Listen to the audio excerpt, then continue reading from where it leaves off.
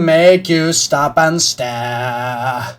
I need an assist. Who can resist? We'll make quite a pair. Oh, oh, we'll slide on in. Bop, bop, magic little wicked queen. Come on, take a spin. Evil's gonna get us. Take 'em on jackpot, snakeskin boots on a Saturday night. Let's get it. Hi guys, MrRoflWaffles here. You know why we're here today, everybody? You know why we're here today? Why we've gathered here today? This grand occasion. You know why? Because we are taking Fortnite and we're ripping it up. That's what we're doing. Alright? That's what we're doing. So I've got my chat on my side. I've got the donations right there so I can see anyone becoming a member of the channel. You should become a member of the channel right now because this is going to be the best year of zombies we've ever experienced, alright? I'm really excited. We've got 3 minutes on the YouTube stream from TREYARCH.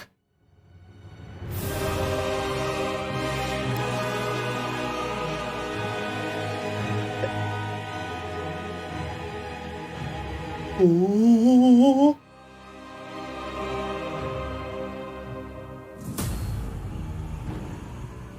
Brothers. Oh. There is a strong the audio just cut out. Oh. I just muted it. There is a strong chance, okay? A strong chance that we end up with a zombies trailer today. Do you understand? A zombies trailer. Because there have been some leaks recently.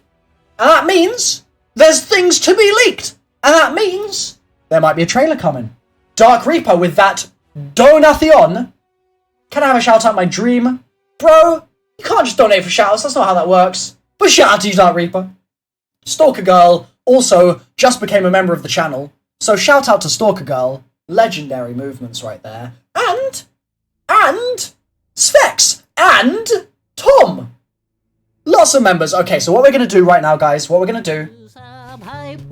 to the Waffle Brigade. Hope you enjoy this sweet serenade. Oh, yeah. Oh, yeah. Didn't expect that one. There might be another one coming. Let's count it down. I don't know if it's going to happen. 3, 2, 1. Come on. Don't leave me hanging. I'm finger gunning. Come on. Look at my thumbs. There we go. Both. Enjoy this sweet serenade. Both. Oh, yeah. Oh, yeah. Thank you so much. Wow. Specs and Tom Waffles and Mark with a donation there saying zombies hype. Legends. Okay. Let's get down to business, shall we? Let's get freaking down to business. Welcome, guys. Welcome, you new members to the channel. Exciting stuff. There are 50 seconds, so I gotta stop playing around. I've got to get my YouTube all set up so that you guys can actually see this business. Let me make sure that we're all full screened and all of that juicy juice. If it's full screen, can you still see it in the OBS? Let's find out. Looks like it. Glorious. Okay. And I'm just going to refresh the page there. And then I'm going to hit full screen. And I think you guys can see that just fine. I'm pretty sure you can. So there's 20 seconds left or something. Let's get it, brothers. 10 seconds. Let's go. I'm cranking the volume. Let's do it. Let me know in the chat if you need it to be louder.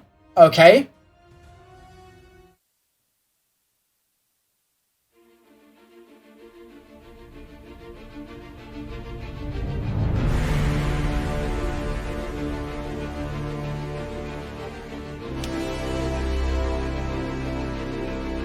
Oh, wait.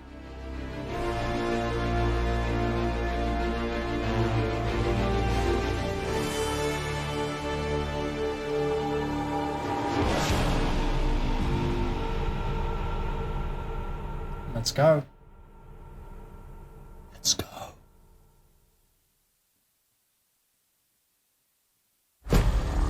Approaching the drop zone.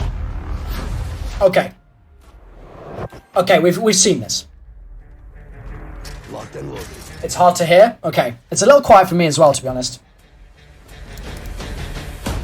Let me make it louder for you guys. This is probably copyright, so I'm going to talk over it. Oh, it's probably copyright. That is bad. I don't like copyright. It makes me sad. It is too quiet, and I'm turning it up right now. Welcome to the party.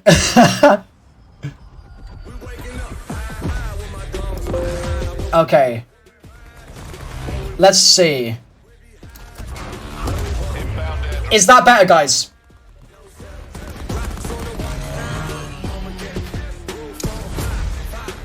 Is that better? You know me. I don't like anyone. I don't like anyone.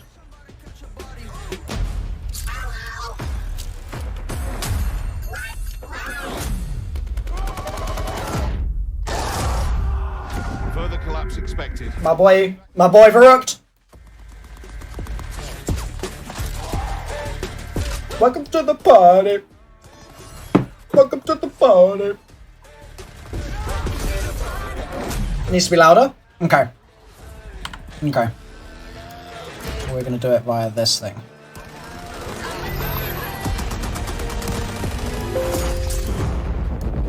Do this.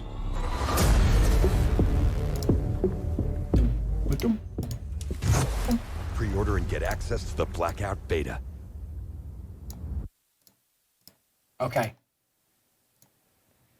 Good morning, everyone, and welcome to TREYARCH. How's this? I'm MrRoflWaffles, and today we're coming to you live from Santa Monica to talk to you about Blackout. Yeah. This week we began rolling out more information about the Blackout mode.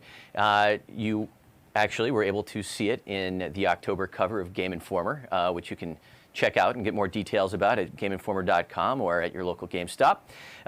And we rolled out our exclusive world premiere trailer of Blackout yesterday. And it's gotten people talking because the beta starts on Monday.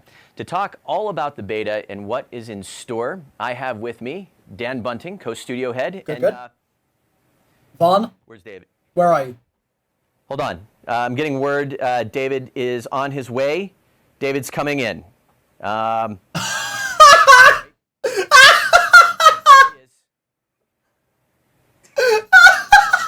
David is dropping into the stream. All right. What? Ladies and gentlemen, there he is. It's always worth making a grand entrance. Do some hype. Welcome to the Waffle Brigade. Hope you enjoy this sweet serenade. Oh, yeah. There we go. Gentlemen, welcome to the stream. Let's dive in and talk Blackout. Let's kind of start higher level and kind of talk game philosophy. How high? No, high enough. Okay. Just high enough. 1,000 feet. 1,000 feet. Let's talk about game design philosophy. What really kind of drove the creation of Blackout? I love Bob. Well, man, this is a good one. All right, so I'm gonna let you start because it was right. you brought this and said. Well, yeah, okay. So I think that, we're game developers and gamers as well, and we all are passionate about games. We love playing games, we love making games, and last year, we all kind of, or a couple of years ago, when we started this project, we said that we wanted to build a game that had this sort of massive scale of social gameplay focus. So we're building games around social interactivity, around game experiences that you can have with your friends for a long time to come. We wanted to build a game that would be a live game that grows and changes over time based on our interactions with our fans. And those are some of our kind of really high-level overarching goals.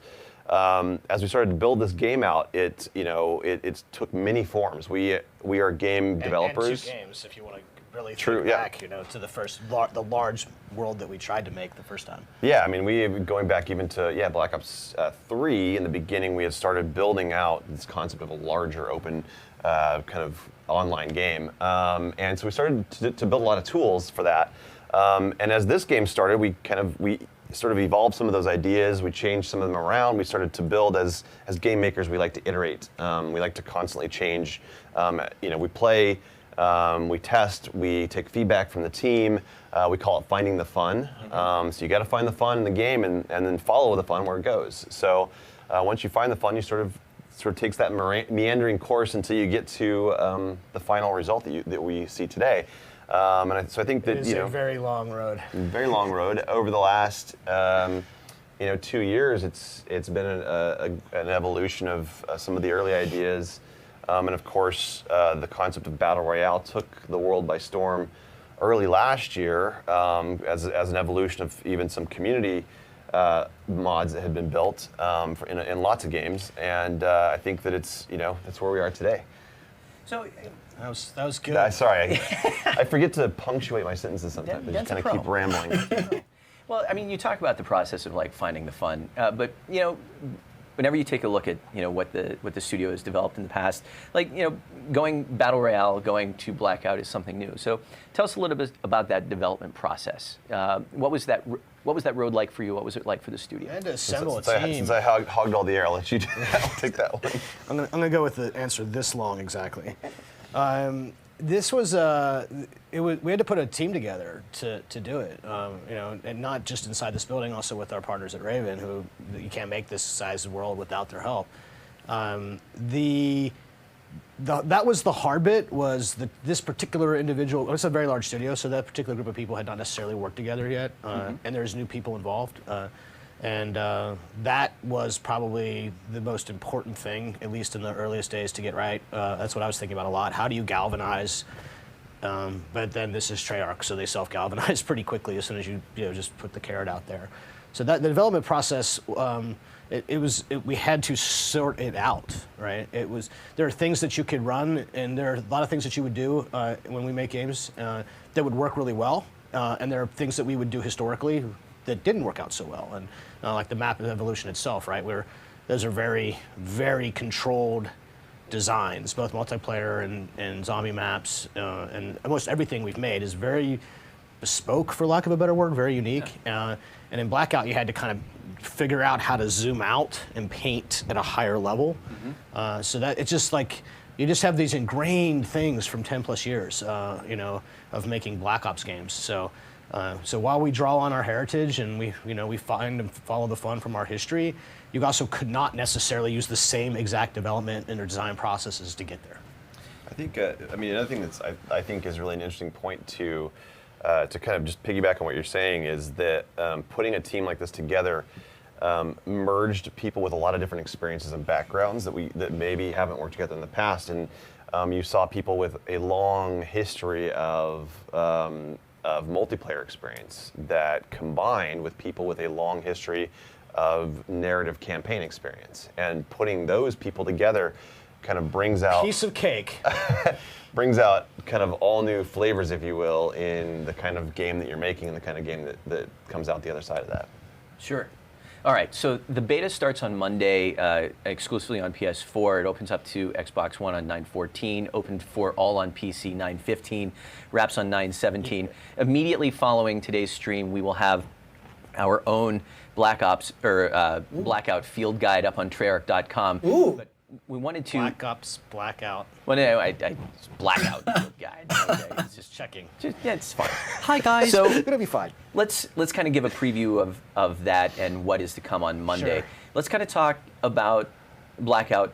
How do you play this game? Thank you for the donation, Oni. So the generalized game loop would go something like this. First, you start the game, and you're not actually playing yet. You're trying to get to what'll be 80 players right off the bat, and then we'll go from there.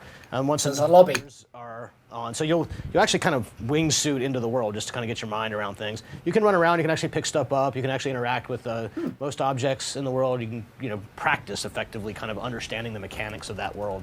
And then when you get close to 80 people, the game will start. You infill into this big world via a transport helicopter. So you'll wingsuit, and then when you get close to the ground, you'll actually parachute. There, you loot and scavenge, and you gear up as fast as you can as we collapse all the players together slowly. And then the last man or team or woman, last woman or man or team, you know what I mean, standing is the winner. That's the fast version. So if we were to break down that game loop, let's kind of move to pre-game a little bit. Yeah. What does that experience look like? Yeah, we actually call it. We gave it a great name recently, based on some of the stuff that we were talking about. So, Drop zone? Yeah. No, the drop zone is a terrible name. So you go into the deployment. Years we've worked together. I try. We go into the deployment area, and Dan, when you wings into the deployment area, what do you like to do?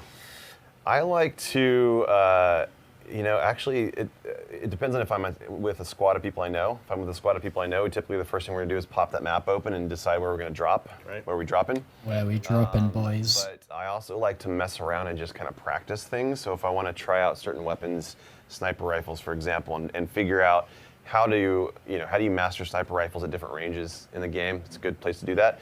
I've had some just kind of silly fun with people. I was playing catch with the combat axe with somebody. Nice. They were just trying to throw at each other, and then they catch it, throw it back. And The other day it was Alex, Mr. Conserva. What's up, Alex? Myself, and it was Mr. Ben Brinkman. All three of us were together, and these are all folks who we work very closely with on this. We stole a helicopter to go find another helicopter, to go find another helicopter, and then we got Mr. Gordon. So then there was 4, and then we went helicopter racing.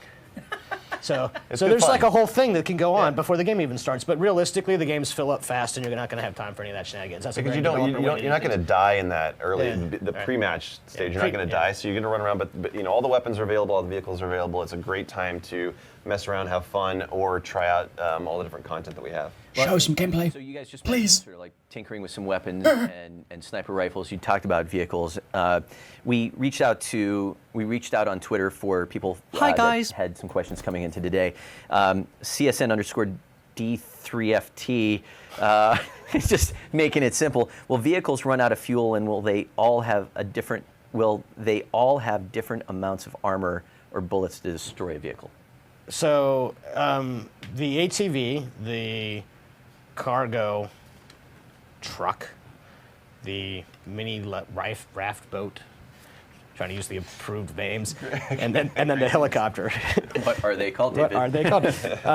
We've been calling them by their dev names for so long, it's hard for me to not call them by what I know them as. They all have different health, so they all have strengths and weaknesses, but none of them, they have unlimited fuel, right? The map closes pretty fast enough where fuel as a resource in a map that size didn't really make sense. And there's not necessarily enough of them to justify the mechanic of fuel. There's like 80 vehicles, but like it's just not, doesn't make sense in a world this size. Like, it's also a good opportunity to talk about the way that these different, the vehicles all move at different speeds. Yeah. The big truck is slow moving, and it's kind of this big behemoth that just crashes and wrecks stuff really slowly. So many good circle fights with the cargo truck. But I think people saw from the trailer, a lot of fans were asking, moving platform. How does it work? And there's a moving platform. You're not in fixed positions. You can stand, crouch, prone. You can move around. That's true of both the boat and the truck, and then the actual ATV and the helicopter. Both of those have fixed seating positions, but you have a really wide range of motion in both. You're not leaning out windows and such. All right, so whenever you're trying to shoot your opponents, is Total Sickness 22, whose Twitter handle is immediately much easier to pronounce, is there going to be bullet drop on sniper rifles, or is it just going to be bullet leading? Full ballistic simulation. So you want to explain the differences and how we think about that? Yeah, I mean it's complex math by an engineer who likes to do math. Trevor Walker, such good stuff, man. But it really takes into account the weight of the bullet, the caliber of the bullet, the length of the barrel, muzzle velocity. It's speed, effectively. It's speed, and then how much it goes like this. See, they're talking about physics now. This is my stuff. Ones that shoot slower and lead more than you have. They don't drop. They drop, but they're not. Brutal. Yeah, you'll see. I mean, just the ranges you expect. If you're looking at it from an SMG to a sniper rifle, SMGs are very low caliber. The bullets are going to drop really quickly. So it forces you to use those the way that they're designed to be used. And the damage and the ranges of the guns and all this. I mean, ammo plays a big part in Blackout. You actually have to get the ammo. The ammo you have will determine which guns you're probably going to want to use. So ammo and the relationship to its speed, its ballistics, all that stuff it's modeled. I mean, it's still a video game, so it's not a full-on simulation by any means. We have to have fun. Snipers are obviously higher caliber, so They're going to move a lot faster through space and straighter, but it's a little bit, I would say it's less about the bullet drop on those and more about the travel time. So you really, if you're trying to hit a moving target, you're going to have to lead them more, not necessarily aim up unless they're halfway across. So there's a couple different things to help you out though, because being shot over long ranges can be brutal. So we still do the sort of the very multiplayer Call of Duty way of indicating which direction being shot from, and the weapons have a full tracer set, so you can actually watch and learn. With the tracers. The tracers was a big thing, thanks to Moffat and all the people who worked on that inside the building. Siraj Manasfi wants to know, how long will a Blackout match take? 10 to 20, 30, 40? This is a good question. This is a really good question. 25, pretty much. 25 minutes, okay. All the way to the end. It could be 25, 30 minutes tops, I think. It's pretty quick, relatively speaking. I mean, twice as long, 3 times as long as a multiplayer match, but then compared to playing through zombies levels, right? So it's all relative. Of course, we have some ideas for how we might modify them in sort of events to kind of tweak the rule sets to make it play faster or slower. In fact, I can't wait, because during the beta period, I think we're going to do a day specifically about trying to work with all the community people and go, okay, let's try it faster today. Let's try it slower. What does it feel like? Does it feel better? I'm happy with where we are. I think where we are is a great baseline to start from, but it is just the baseline to start from. It is not by any means where it has to end. So we'll play with that. It's Call of Duty, so it's paced in a way that brings the spirit of a more slower, more tactical, more strategic kind of gameplay, but also keeps a little bit of that Call of Duty flavor in there in terms of the pace. A little faster. It's a little faster. If you guys could, from a development perspective, touch on some of the emergent gameplay scenarios that you've seen during development. Like, how does Blackout lend itself well to kind of the idea of an individual storytelling and their own unique experience?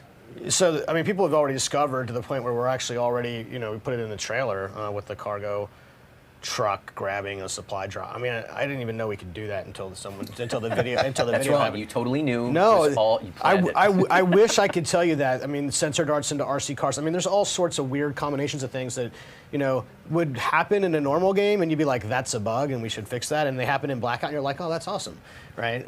So it took me a long time to kind of get in that mindset.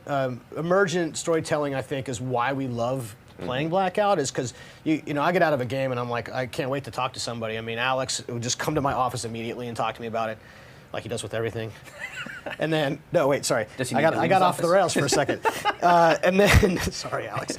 And then so my favorite though, my short favorite was I landed Nuketown Island solo hot, and I got scared, so I grabbed the helicopter and I bounced. Yeah. And then I didn't really know what was going on because I was only barely paying attention to where people were dropping or how many people were in the transport when I dropped. So I just stayed up in the sky until the cargo plane came through the map. And then I followed the cargo plane until it would drop the cargo, the supply drop, right? Like a care package, you guys know that. Land the helicopter, steal the stuff, get back up. Did it twice in a row, and then got down there and still died, of course. Felt pretty good about yourself there for a while. Bad luck, clever, though. Bad luck, Brian.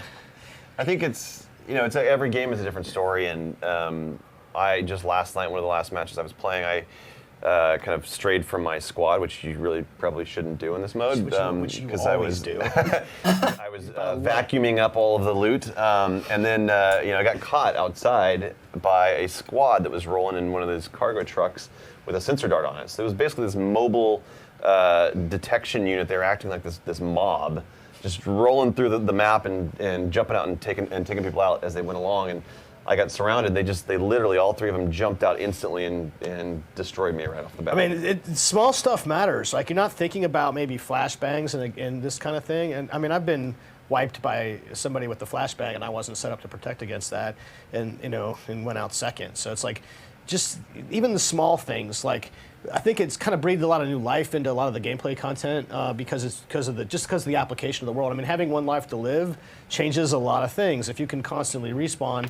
You might, not going to say you're careless, but you might not necessarily, you're not going to camp, you're not going to roll slow, right? I might try. In multiplayer, probably you would. But it just, even small things creates interesting emergence. I'm like, man, I can't remember the last time I got flashed and put down and lost the match because of it, right? So it's all over the spectrum, and so it'll take forever to figure out how to tune it.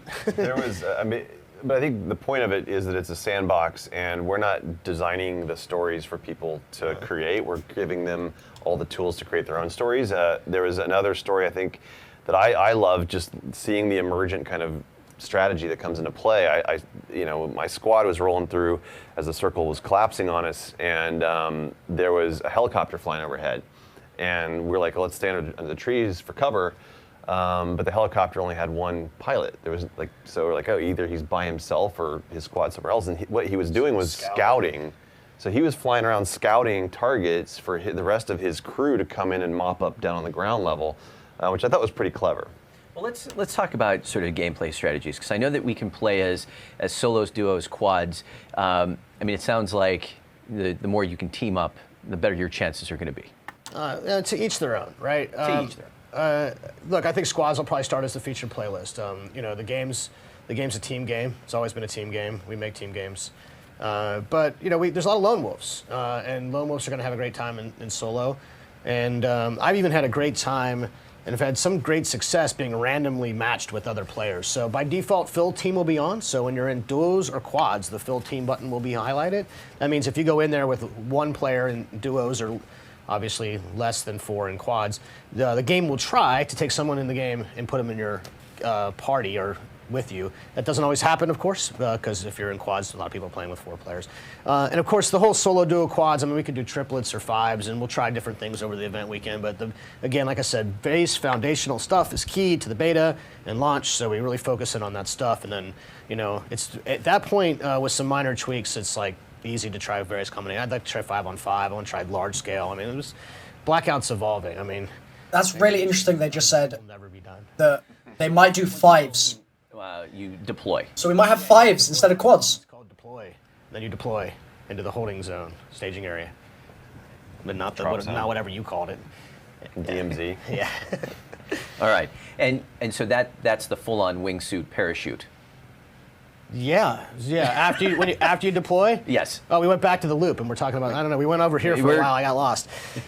We actually wingsuit into the staging area in the beginning. Yeah.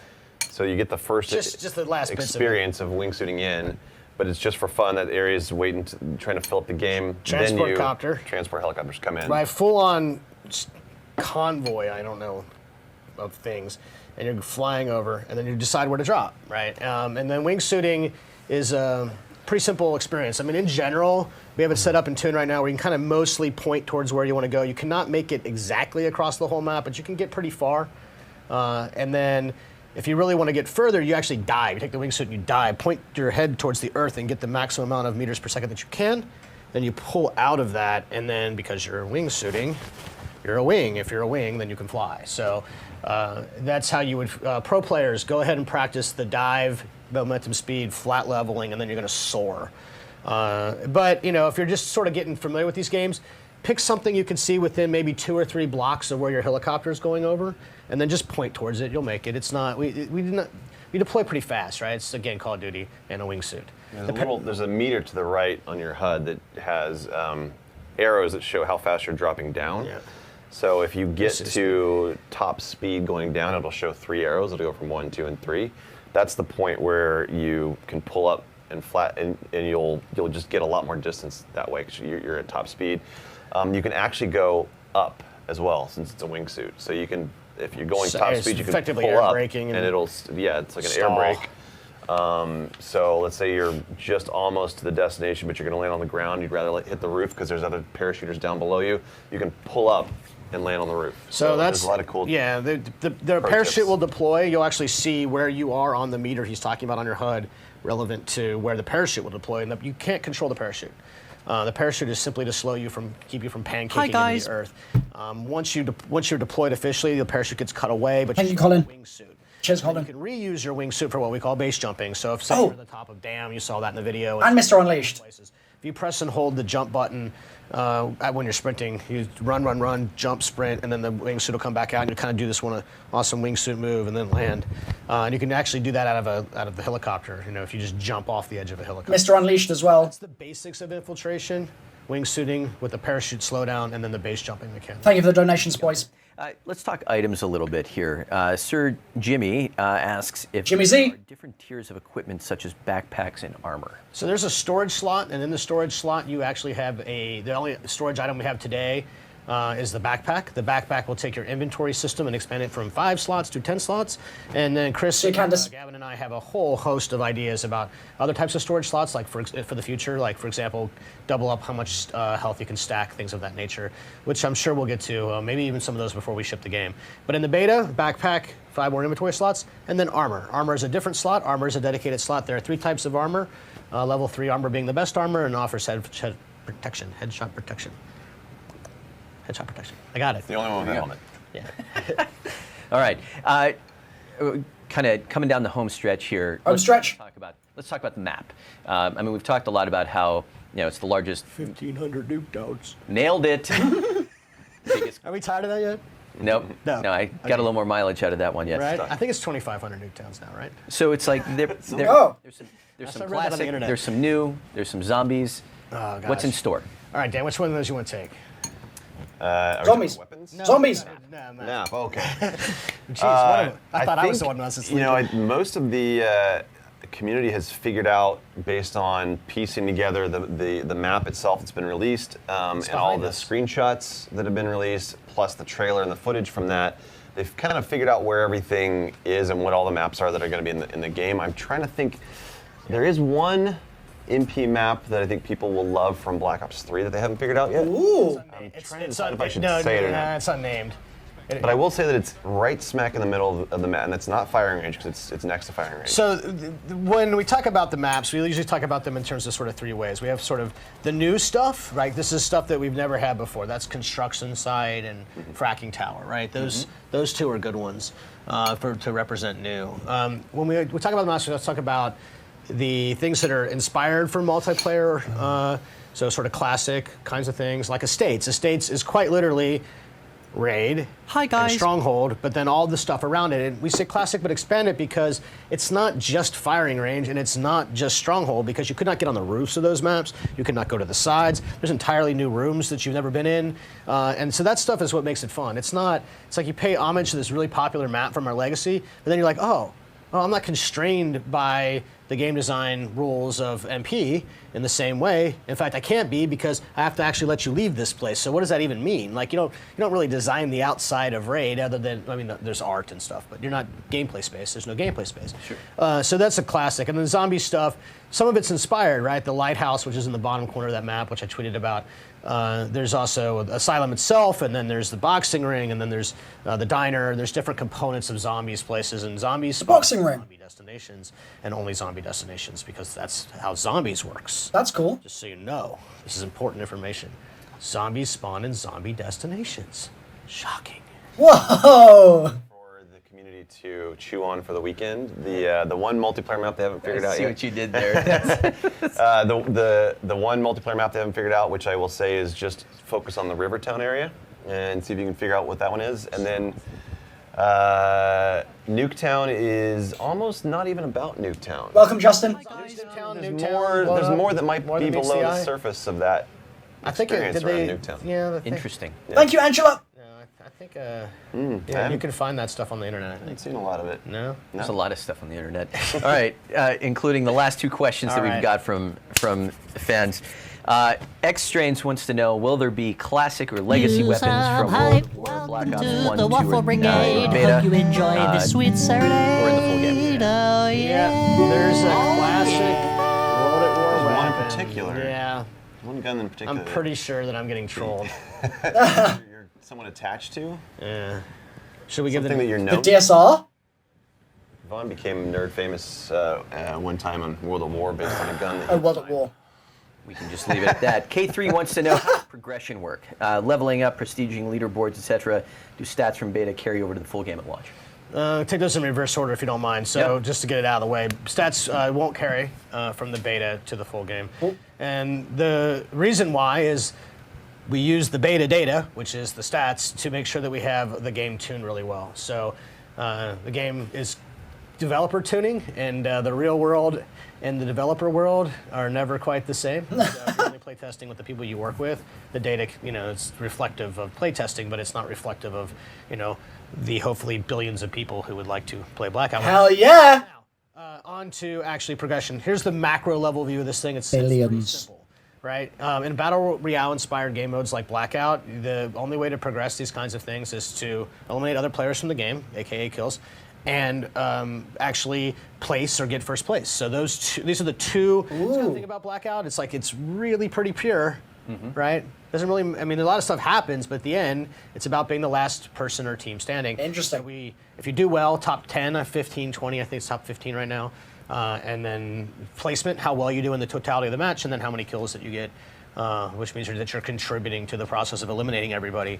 That's what you progress with, and it is a hard, long climb, right? It's but you'll see your progress the whole way. It doesn't have the scoring system of multiplayer. So if you're a multiplayer guy, you're used to all the, ping pong, pinball, ping pong. I need to go home and sleep. Ping pong. Ping ball. Yeah, whatever. Leave me alone. What about how you get characters? Getting characters is the best part. So this system is really crazy cool. Okay. So every character, there are 5 characters that you'll actually unlock by progressing, by winning, by eliminating other players. But beyond that, there's actually what we call the mission unlocks, right? I sometimes call them a quest on accident. I'm surely going to do it again. So in order to start to unlock a character, you actually have to find that character's major unlock item, whatever that is. So here's an example. If you find the War Machine belongs to Battery. So you take the War Machine, and then you have to go out and eliminate players with Battery-like things. Just the simplest example. And then you take that, complete those sort of in-game quest objectives of eliminating players with the War Machine, and then survive long enough into the game, then you'll unlock Battery. So what's fascinating about this is you have to have that item. So like anything else in the world, it's like a weapon or an attachment. You have to have it. So if you die, you drop that. You drop that, someone else can get that and your War Machine and go out. So that's the example that we commonly use because it's simple. Others are much more involved in that, right? The zombie characters. Like if you want Richtophon. Well, some of them aren't even weapons. Some of them are just things. Richtophon? That's right. Yeah, So Do you want Richtophon? just to get the yeah, because we don't, we don't put all the specialist content in there, but specialist gameplay content is in Blackout, and it's accessible to all players, not just some players. So you don't have to be Battery in Blackout to use a War Machine. You can be me, or you, or maybe even him. Probably not me. What about the rarity, though? There's something. It's not like you're going to find War Machines all over the map. No, you got to get that through Yeah, certain means. supply drops and supply stashes. So we have a stash. So again, if I call it a treasure chest, then you can blame me for saying it's a quest. But the supply stashes are effectively one way to find them, also from the care package. Now, this is a fun thing about Blackout. Because everything is not loadable, like you cannot equip and load out before you go into the game like multiplayer, and you have to find everything in the world, then the rarity of things is completely within our control, right? And not everything has to be of equal power band because I can control how often and rare that it is, right? So what we'll do is we'll light this up. We'll light this up and we'll say, hey, we're going to let you find a little more War Machines or a little less War Machines or no War Machines, or there's one War Machine per match, good luck, right? So this is why the beta data is so important, to come back to the original question, because I need to kind of understand how often these things are coming up in the real world, and then we can use that to inform when we unleash and put unlock availability into the world in the first place, so you can go do the missions. And to those who are worried about the War Machine and gameplay balance, the world is littered with trophy systems, and I will say that when you first see a trophy system in this game mode like this, you're like, well, that's really situational. I don't see the value of that. I'm not going to take up my inventory slot. But they are super powerful in the end game, especially in the last circle. Super powerful. People rain grenades on the finals. So get your trophy system, hold on to it. That's what I would recommend till the end of the match. Oops. Perhaps just sort of down the home stretch here, just sort of wrapping up, talk to us a little bit about what support looks like through the beta and Blackout post-launch. Yeah. What's the intention? Okay. Oh man. So there's a whole procedure, process, flow set up. The guys took me through it last night, and we're going to be super busy. So, in fact, you personally will probably be very actively involved in said procedure or process. Might have to write a few words. Yeah. I expected nothing less. It's all hands on deck, right? The beta's like coming to, we're grinding out those days. I suspect we'll probably roll updates every morning, depending on how things go. And then we'll communicate with you, just like we did on the multiplayer beta, which was a good practice run, I think, for everybody on getting everybody warmed up on how to do that. And the live ops team here at TREYARCH, they're ready to go. And the design team will be right there, and we'll be ready to go. And what we do and what order we do it in, we're going to work to communicate as transparently as they let us. Well, I mean, I think people already saw from the multiplayer beta that we are as open as we can possibly be. We're trying to make sure that this is a dialogue with the community. That we're not going to be able to respond to every single piece of feedback because there's literally thousands, maybe tens of thousands. Yeah, tens of thousands. But you look for the themes that bubble up, which I think our community has figured out that if they talk enough about something, then that's something we'll respond to. So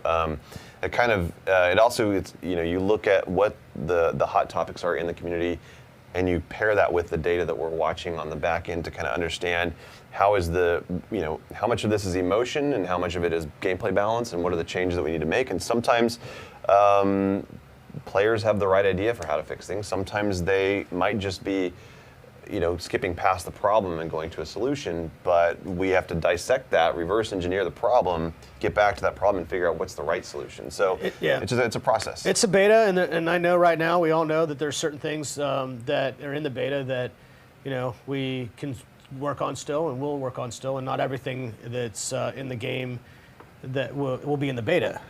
Is everything that we could, for sure. But more to come. There's still iteration. So you do things in passes, for lack of a better term. You get the after action report or the combat record. You get it so far, and then you have to go back to it. So it's tough for me. It's very tough for me to play the game, and because all I see are all the things that we still need to do. But it's a super fun game. Everyone has fun playing it, and let's go. Why can't we? Let's do this. But the beta is just also a dry run for us to, as the game launches, this is the process of how this game is going to go. We're going to listen to the fans. We're going to take all the problems. Thank you, Sam. We're going to introduce new solutions. And Aaron. We're going to introduce Thank you. content. We're going to grow it. Vaughn said in the Game Informer interview, which I love this quote, which is that launch is halftime. Launch is really the. is. Here comes the football halftime. analogies. Welcome to NFL football season. Good time everybody. for the Let's football go. analogies. It's a race to the starting line. This is a break. Oh my God. All right, beta starts Monday, first on PS4. Closing thoughts for people who are jumping in on Monday. Listen, let's go. We got work to do. Listen. We're standing by. Yeah. This is a game mode made for our fans. I mean, so many people asked. And it's something different for us. And we still have a lot to learn. And we can't wait to work with you to figure out what that looks like. I'm the dungeon master, just so you know. Have fun. That's it. Have fun. Make lots of videos. We love watching the videos. Yeah. All right. I will. Well, if I'm not mistaken, our friends at Activision are going to be rolling the hashtag COD Top Plays again. So make sure to submit those. We'll be keeping an eye out for them. And then on that note, thank you for tuning in. We will see you online on Monday on PS4 for the start of the Blackout beta. Thanks for tuning in. See you next week. Okay. Is that actually the end?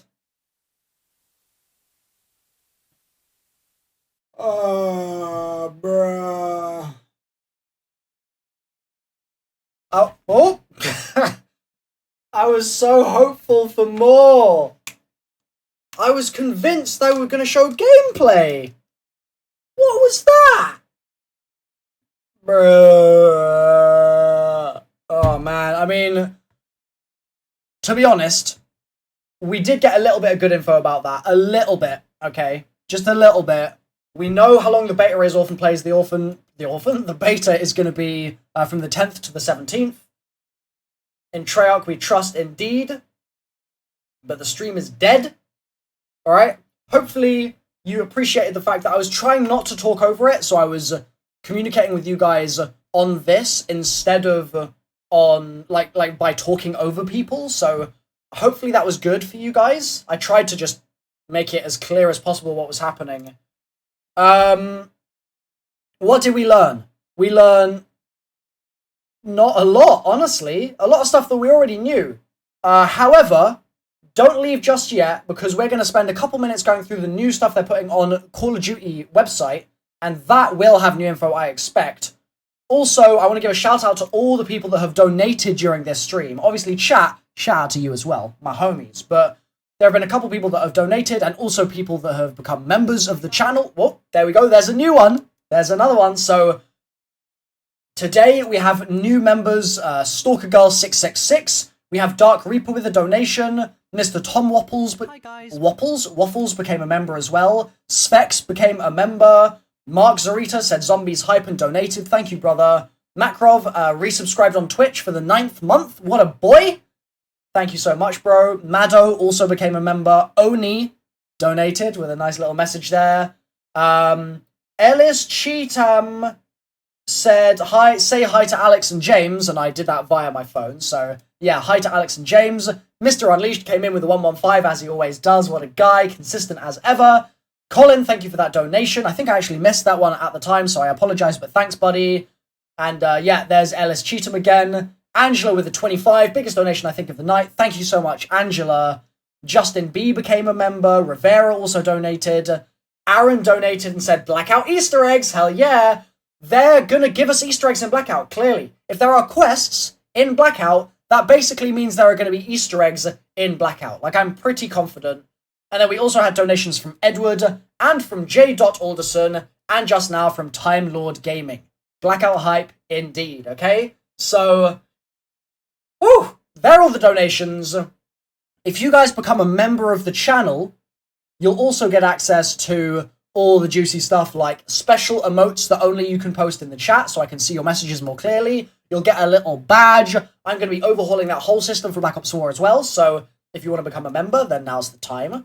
Mr. Unleash has also just resubbed. Let's listen to that jingle as soon as it comes through. Should be any second. And while we wait, I will pull up the Call of Duty website. That's what I'll do now. Here we go. Where's the jingle? It should be coming. Maybe it won't come if it's a Twitch one. I don't know. Anyway, for now, let's focus on this, okay?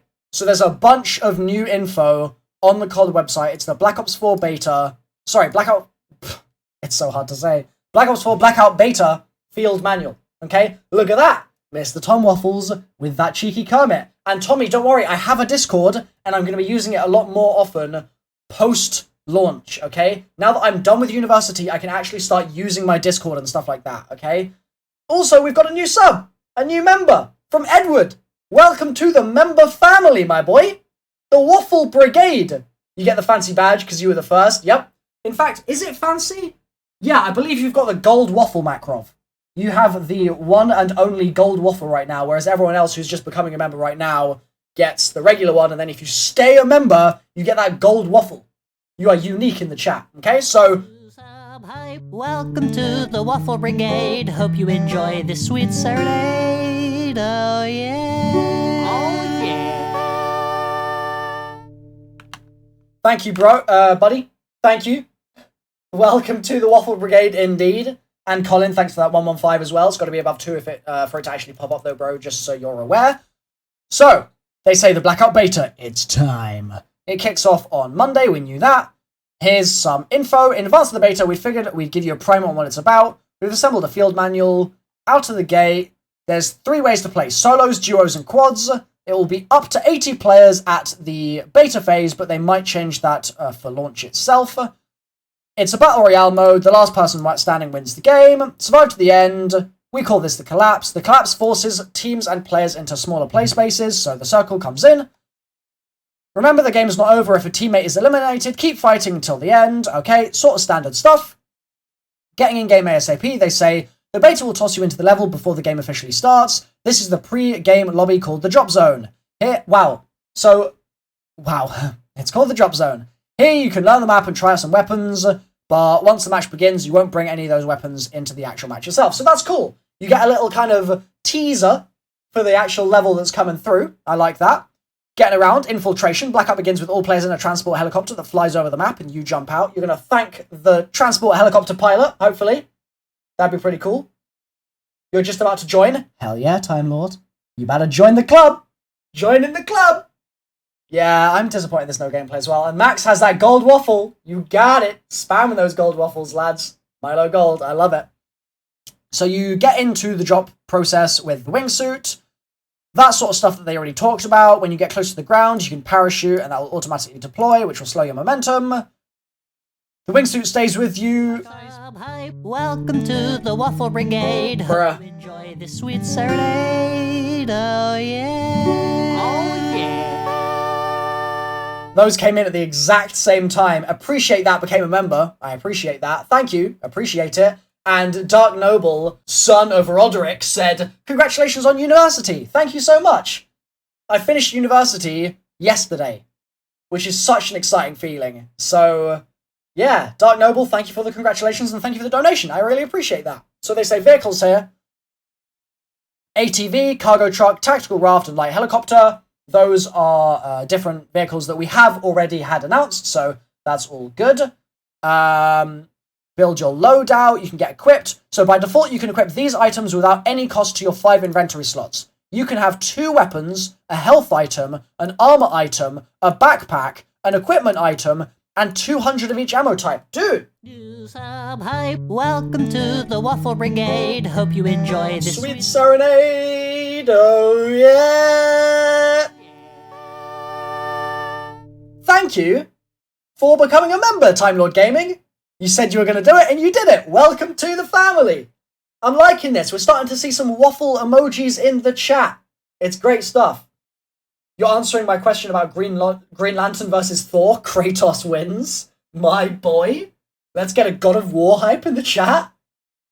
You start college on Monday. Awesome, dude. Good luck. Good luck if you're just starting college or just starting university. So it's interesting that you can carry all these weapons without actually needing to worry about your inventory slots. So you can have 2 guns, and you can have a health item, and you can have an armor item, and you can have equipment, and you have a backpack full of 5 inventory slots. That's loads. How do you become a member? Quite simple. Flynn, there is a green button. It should be at the bottom of the chat. Might be like a little $, something like that. And it will say become a member, probably next to the subscribe button. You click that. It costs like $4, I believe, something like that, and you become a member for a month. You get an entire month of this, and I'm going to be streaming the Blackout beta a lot, so I recommend you clock it in now. Get it going. You just joined? Hell yeah, Warman. We'll see it in a moment. We'll see it pop up if you just joined the membership. Hell yeah. That's how you become a member, guys. You click that. Welcome to the Waffle Brigade. Hope you enjoy this sweet serenade. Oh yeah. Oh yeah. Sam Parsons, my boy. Thank you for becoming a member. Welcome to the family. Let's get it. See, Sam figured it out. He clicked that green button and he became a member. What a boy. What a boy. Yeah, also, if you're in you might need to be in YouTube Gaming. So just change the website that you're on to gaming.youtube.com and go to my channel. That way you will definitely be able to see the green member button. Yeah, it's not always there. It's a bit silly. So let's see. Managing inventory. Inventory items are managed in 2 ways. So the inventory allows you to manage everything you have. You can consume perks, drop items for teammates, equip attachments, and more. That's really cool. I didn't know you could equip attachments just yet. Okay, so the quick inventory menu will appear the first time you have something you can interact with in your inventory. The goal of the quick inventory menu is to allow you to quickly change what you have in your inventory for what you have equipped. You can change the type of health item that will be used when you heal. You can activate perk consumables and change attachments out on your weapon. So you could go from like a red dot sight to a thermal sight, just depending on where you are in the map. That's really cool. I think that's really, really neat. I'm blocking people's names? Really? What? How do you mean? Like, with my face? Here? Where's the face block? Imminent Mementos, where's the face block, bro? I don't want to be blocking people's names. Absolutely not. So, actually, what does that even mean? Like blocking their names in the chat or like on the screen or in a... I don't know, man. You'd recommend picking up the Spider-Man game. Lots of interesting puzzle-solving games throughout. Really, John? Oh my god, that makes me so much more excited for it. I didn't realize they were doing that sort of stuff. I'm totally making some videos on Spider-Man. 100%. Oh my goodness, dude. That is so exciting. Holy smokes. So, yeah, really cool that you can equip different attachments. The quick inventory is great when you're under pressure. Welcome to the Waffle Brigade. Hope you enjoy this sweet serenade. Oh, yeah. Oh, yeah. Sorry about that. Thank you so much, bro, for telling me that I was blocking the names. I didn't realize. That's totally my bad. Let me make sure that I'm not blocking any others right now. Damn it, I'm really annoyed with myself that I did that. Okay, it should be better now. So if someone else becomes a member now, it should definitely be clear. But yeah, thank you so much, High Nerd, for joining the family. Welcome, brother. Welcome to the family, brother. Just move my picture up. Well, I have it at the bottom because I was streaming something and my face was covering like the round count or something. It was a while ago, but that's why I had it down there, basically. But yeah, thank you, Imminent Momentous, for mentioning that. I really appreciate it. You guys are the best. I've missed every one of your comments. Well, I haven't missed this one. Didn't miss this one, Dank. You've been subbed for about a year or so. Thank you. Dude, I really appreciate the support. I really, really do. I'm sorry I've missed the comments. It can be hard to keep up on chat sometimes, especially when Vondahar is talking, and I'm trying not to talk over him. I'm just trying to be, like, kind of present so that I'm still entertaining you guys while also making sure that you get all the information from the stream. It can be difficult, so I apologize, but thank you so much for the support, bro. John says, it's sort of a mini-game in parts, and you get to unlock new things, but really mixes up the gameplay. It's also just good-looking and smooth game, especially for any fans of the old Batman. Yeah, dude, I'm super excited for Spider-Man. Like, I'm going to be buying it basically after this stream. I'm really, really hyped for it. What about those who happen to not appear while that happened? I could repeat those notifications if you think that would be worth doing. I missed shouting out your donation earlier. Really, Sam? Deary me. Sorry about this, guys. I'm not using my normal setup right now because I'm like changing everything over and building a crazy awesome setup for Black Ops 4. Let's see what I missed. Oh, I did. You also have the game of the mode. Sorry, bro. I missed that. I'm excited as well. I'm gonna sneeze.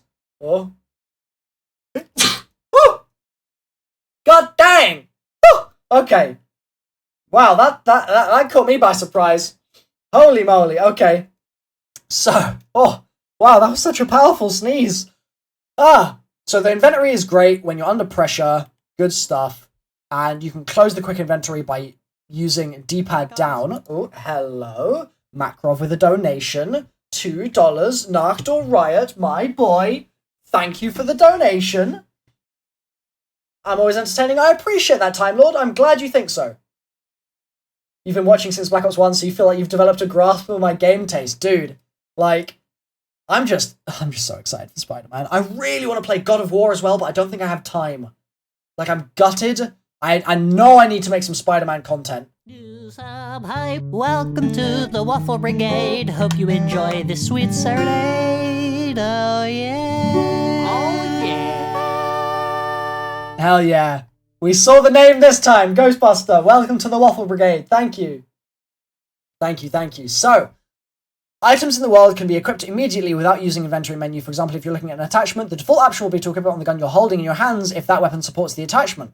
The secondary action, if your inventory is not full, will be to add it to your inventory space. Additionally, items will be auto-equipped in the order they were picked up. If the first equipment you pick up happens to be a frag grenade and the second equipment you grab is a concussion grenade, you'll auto-equip the concussion grenades when you use all the frag grenades. Okay, that's cool. So I guess you have an active slot for your grenades, right? So instead of like in Fortnite where you have to scroll over to the thing you want to use, in this, you're like a regular COD multiplayer soldier. So you've got grenades to use at any time. You've got secondary grenades to use at any time. You've got your gun and your second gun to use at any time, but then you can also swap the special grenades, swap the primary grenades, those sorts of things. God of War's Game of the Year material, play it. I'm definitely going to play God of War, trust me. It was amazing, and God of War 3 is PlayStation Plus free right now. Yep, my flatmate was playing it earlier today, actually. I woke up and I saw Poseidon getting whooped in the face. That was some good stuff. But yeah, I definitely want to play God of War, like the new one, but it's just finding time, man. Hi guys. Making videos takes a long time. Cool Meth, thank you for the donation. I appreciate that. Legend. Cheers. We've had a lot of new members and donations today. You guys have been really generous. I think the biggest donation was still that one from Angela. Thank you so much, Angela. But yeah, thank you guys. So item types. There's different item types. In Blackout, weapons are found in various locations across the maps. Pistols, submachine guns, assault rifles, shotguns, tactical, and sniper rifles, as well as the rare rocket launcher, are available. Now, we saw a rocket launcher in the trailer, right? And it looked like it was one of the anti-vehicle rocket launchers, as opposed to like a classic kind of Modern Warfare 2 style RPG. So hopefully it's like balanced so that it doesn't just completely insta-kill if you're running on foot, but then also it does good damage to vehicles. That would be like a good balance, I think, but I guess we'll have to wait and see. No, I just hiccuped, pardon me. You can carry a max of 2 weapons at any time, so no mule kick for us, okay? You may even find a rare weapon that comes with the best attachments for that weapon already equipped. Oh, so rarity levels, it sounds like. Rarity is going to be whether it already has attachments or not, I guess. You can field strip it if you like, or even share with a teammate. At last, you're back making amazing videos. Yo, Dan, thank you so much. What a nice little thing to say. Thank you, bro. Glad you're enjoying the videos. Hell jumper, let's go easy now. Buy me dinner first. Okay, so attachments. How many and what type of attachments are available depend on the weapon. Some only work with certain weapons, and not every weapon supports all attachments. So SMGs don't support long-range scopes. However, I bet that when we get to like a month into launch, I reckon they're going to start doing custom game modes that allows you to equip stuff like long-range scopes on SMGs. I think that would be really fun. Now, while equipments attached to a weapon... Sorry, equipments attached... No, I can't read. While attachments equipped to a weapon don't take up a slot in your inventory, unequipped attachments will. Okay, good to know, because you've got 5 inventory slots. Just want to show some love, and you're welcome, Milo. Yo, Imminent, my homie, thank you. I appreciate that. Thank you so much for the donation. Ammo. Every weapon has an ammo type associated with it. You can track on the inventory menu display. Ammo does not consume inventory space, but there's a limit on how much you can carry. It's found in the world like all other game items, and they play a big role in how far and how fast the bullet will travel. Watch the traces that come in most ammo types to learn how to compensate for ballistics over long ranges. You may have to lead a moving target and will often have to aim higher. They're going for it. You think I have the wrong mic connected? Hypes, it's a different mic to normal. It's definitely not my normal mic. It's a different one. Just because I'm changing my setup around, and so I don't have my full proper setup right now. But yeah, well spotted. You're very observant, Hypes. When will I next stream gameplay? Goat, probably on Sunday night. That's my guess right now. I'm not 100%, but yeah, I'll probably be streaming on Sunday night, okay? And yeah, I'm going to try and get like a regular schedule for you guys as well. And definitely during Black Ops 4, I'm going to stream it nearly every day. So there's going to be a lot coming. Like, I'm full-time. I'm finished with my degree, so I can do it now. I'm free, man. It's amazing. Okay, so let's see. So you have to lead a moving target. Although a work in progress and not final, the scopes and the optics can help you compensate. Interesting. Bullet drop in COD? Well. Yeah, dude. I know, it's different. It's new. Backpack. If you find a backpack, you can expand how much you can carry from the default to 5 to a maximum of 10.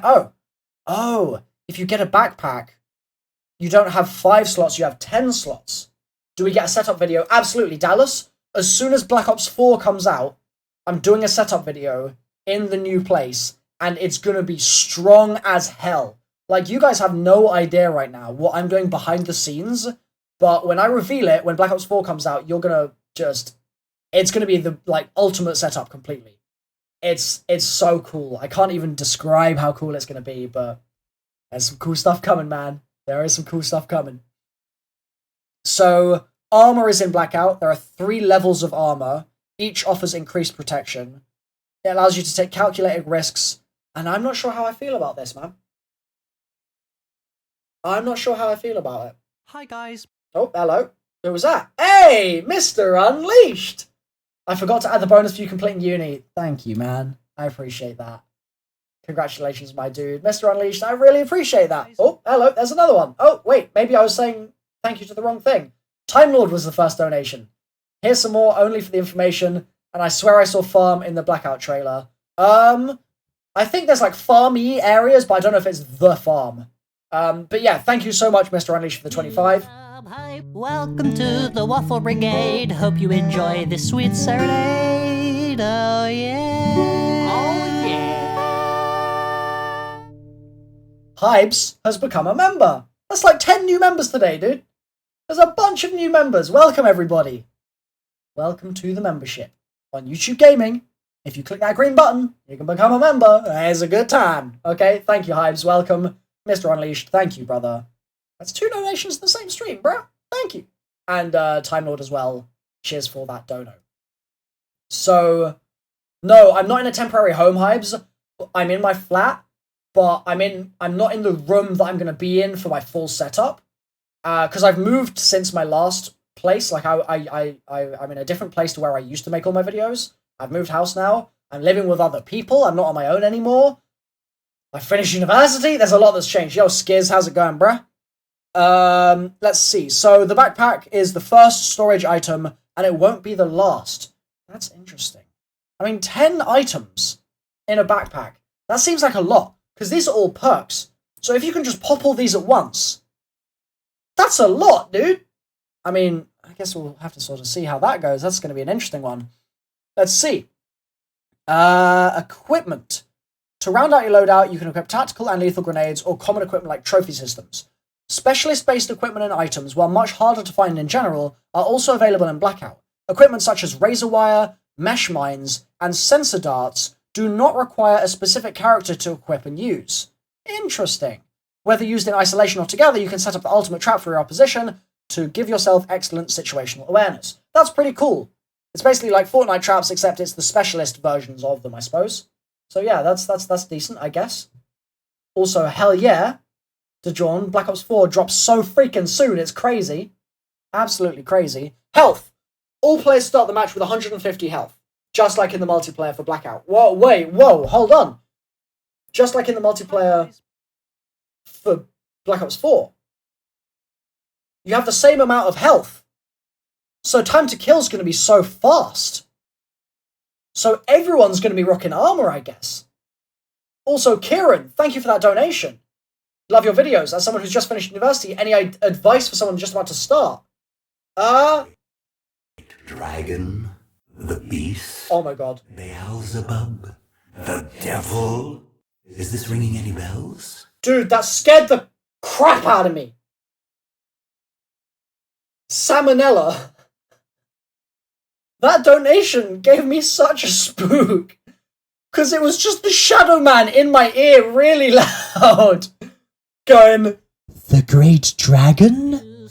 oh my god. Welcome to the Waffle Brigade. Hope you enjoy this sweet serenade. Oh, yeah.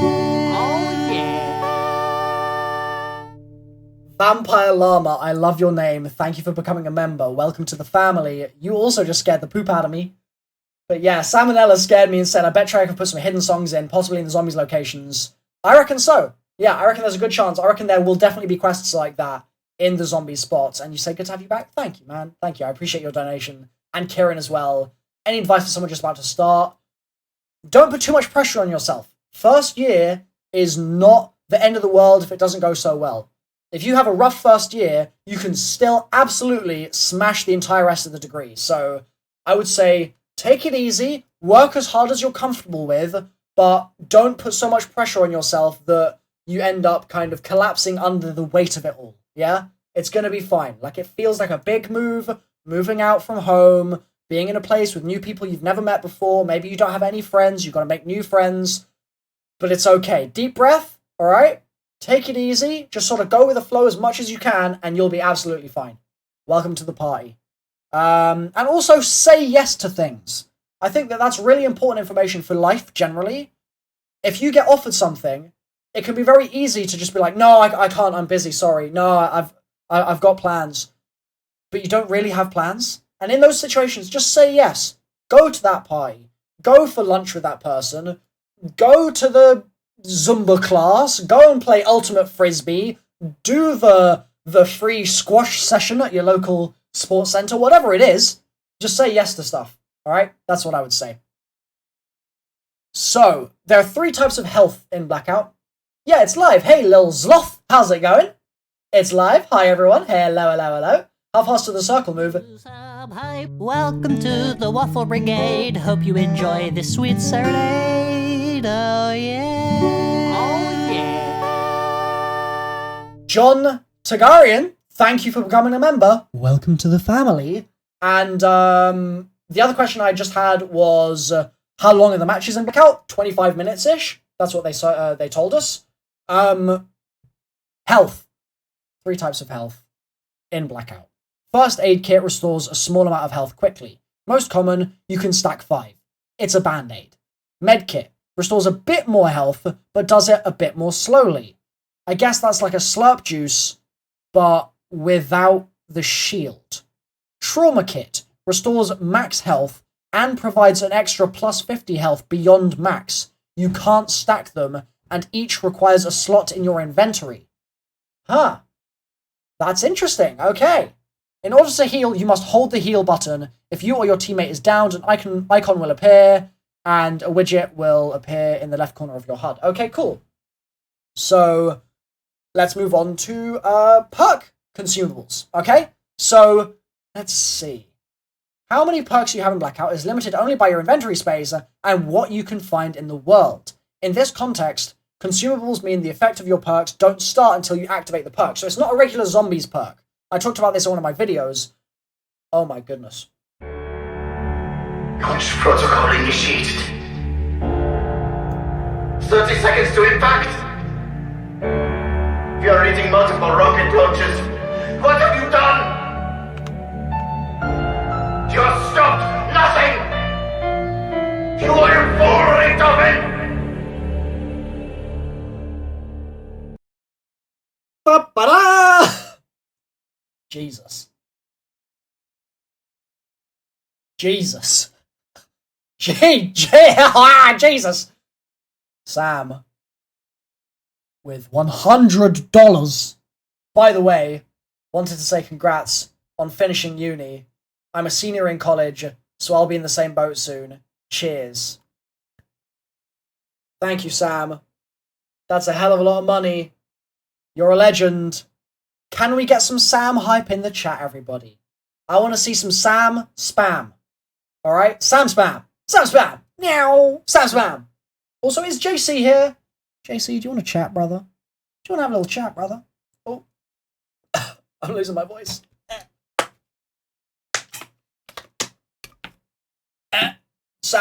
He's just taking it out of me. The life is leaving me. Thank you so much, Sam. I want to see the Sam spam. Please, can we see the Sam spam in the chat? Thank you, guys. Ross also with a 2. What if Nuketown... What if under Nuketown it was 5? 5 is in the Pentagon, bro. So unfortunately that wouldn't work. Although it's a cool idea. It is a cool idea. Also, there's a lot of Sam spam in the chat. Cheers, guys. I know you guys always have my back. Thank you. So, we were just talking about perks, and then Sam just completely blew me away with that $100 donation. Thank you so much, bro. Perks are activated in this. Yeah? They're activated. They are... Oh, he's bailed. JC's a traitor. Call me if you want. Oh, he's not a traitor. He's right there. Call me if you want. Brother, brother, brother, brother, brother. I'm gonna call JC. I'm gonna call JC. He's my friend, and he is called JC. Where is JC? Where is JC? Where's JC? JC, where is my friend JC? He's my buddy. He's my friend. He's my pal. I'll love him till the end. I'm sorry, I had to, it rhymed. Where's JC? There he is. I'm going to call him now. Oh, that's a video call. Whoops. No, no. Voice call. Hi. Oh, I can't hear you. Crap. Oh, no. Oh, no. Let me fix this. Input device. That. Output device. That. Hi, JC? Bye. Oh, brother. So rude. Wow. How you doing, dude? I just got done streaming, so I was like, I'm kind of like chilling for a sec. Just chilling. Yeah. Yeah. What are your thoughts on how that Blackout stream went? I think it was good. I think my stream agreed too. I think there should have been some harder questions. Yeah, for sure. Because some of the questions were kind of already known, like the snipe. We already knew the snipers. Yep. We knew that like 2 months ago. You know, I think that they had the same problem that they had at Comic-Con. At Comic-Con, they'd already released a bunch of information, and then they talked about it again as if we didn't know. So, like, they were talking about Classified, but we already knew that Classified was in the Pentagon, so they were repeating themselves, and it meant that in the venue, for the Comic-Con panel, it was kind of dead, and I feel like they kind of had that problem today as well, where it's like, we know that you're going to be dropping in. We've sort of seen that in the trailer. We don't need a load of info about it. Like, no regular player is going, tell me exactly what the pre-game lobby is like. But they spent like 5 minutes on that. So that was weird. Like, and it's the thing as well is like the stuff that they're talking about, you know, because they're not to hate on the stream too much, because I like hearing the dev talk behind some of the stuff. For sure. It's one of the coolest things. But it's like in this case, the people that are going to be watching this Treyarch stream is going to be the hardcore people that follow Call of Duty news very closely. Mm-hmm. Like, it's not going to be the people playing Fortnite right now, or the people who've never played a battle royale before. That's watching that Treyarch stream. That's a super good point. Yeah, that's a really good point. It's the people that are watching is us looking for new information, because we spent the whole week off this Game Informer information, which gave a lot. That interview was one of the best things that happened this week. I haven't actually watched that yet. I still need to get to that. Oh, it was great. I mean, a lot of it's kind of, been shown now in the trailer, but like, it's I think I would agree there. It's like there was good talk in there and good laughs for sure. Uh-huh. But I was like hoping they'd really like I saw like John ask on Twitter, he asked like, what other zombie weapons are there other than the monkey bomb and stuff? Like, basically, like is there a lot of zombie weapons? Like, is there only the ray gun? Like, what is it? Because we've heard there's a ray gun. Okay. And then, and I asked the question of like, is private matches going to be a thing with like, please? I know, like, that's like, me, that's like my biggest question always. Yeah. Like, but any question like that would have been really cool to get answered. Or theater mode. Yeah, dude. Damn. Cool question as well. But it's, so I agree that there's, it was good, but it wasn't like, if I would have known that was all that they were going to talk about, I probably wouldn't have streamed it. Right. Yeah. No, same here. Like, it's definitely, it's like streaming something like this is always like a gamble, because like it's obviously going to be fun to hang out with chat no matter what, but if chat's bored the whole time, then I almost feel bad for like making it. It's almost like I'm clickbaiting someone, because I'm expecting a good stream, and then Treyarch don't deliver, and it's like, well, it's not really my fault, but I'm sorry. Like, it's awkward. I thought it'd be gameplay. Same. Oh my god. Sorry. Just had a massive dono. Oh no. 30 seconds to impact. We are eating multiple rocket launches. What have you done? Just stop. Nothing. You are full of it.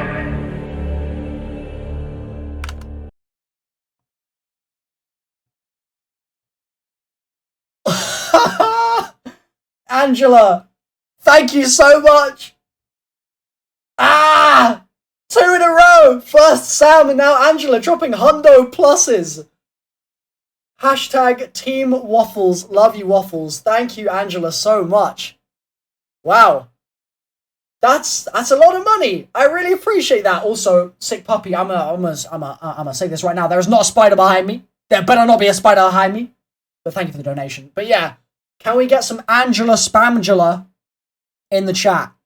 Angela Spamgula. We had Sam Spam, and now we need the Angela Spamgula.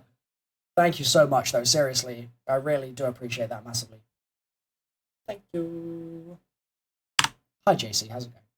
Hello. Sorry about that. Just a little small interruption there. A little bit. You were saying something about Blackout, and well, obviously Blackout, about theater matches, theater mode. What else was that? Yeah, I was just saying like it. Yeah, you kind of. I thought it'd be gameplay and stuff too. I was like, oh yes, yeah. I mean, I thought they said there was going to be gameplay as well. I thought so too, but there wasn't. So I don't know.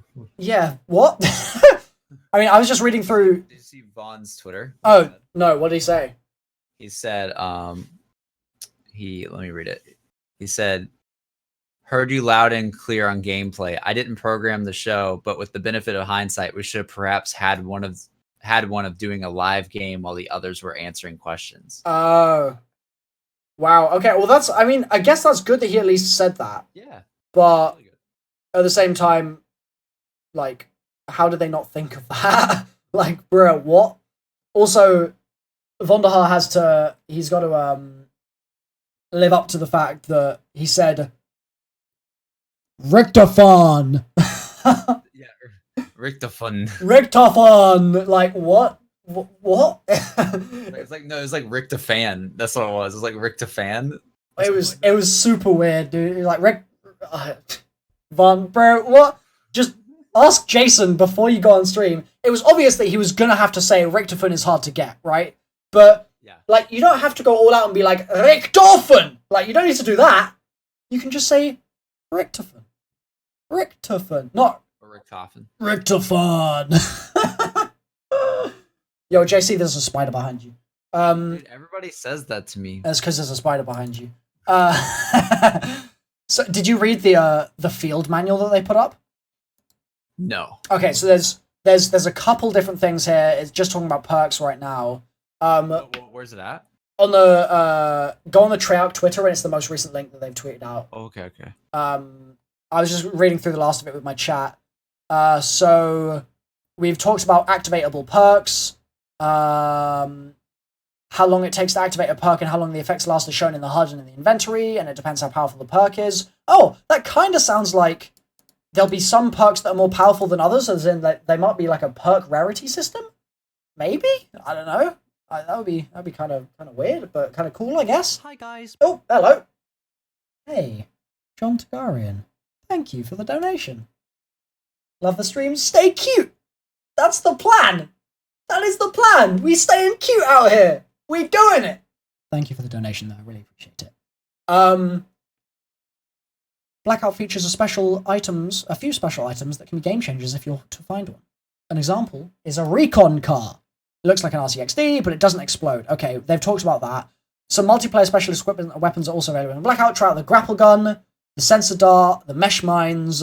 Any character can use them. Okay, that is, again, stuff that we have had them talk about. So that's not massively new, I guess. Supply drops.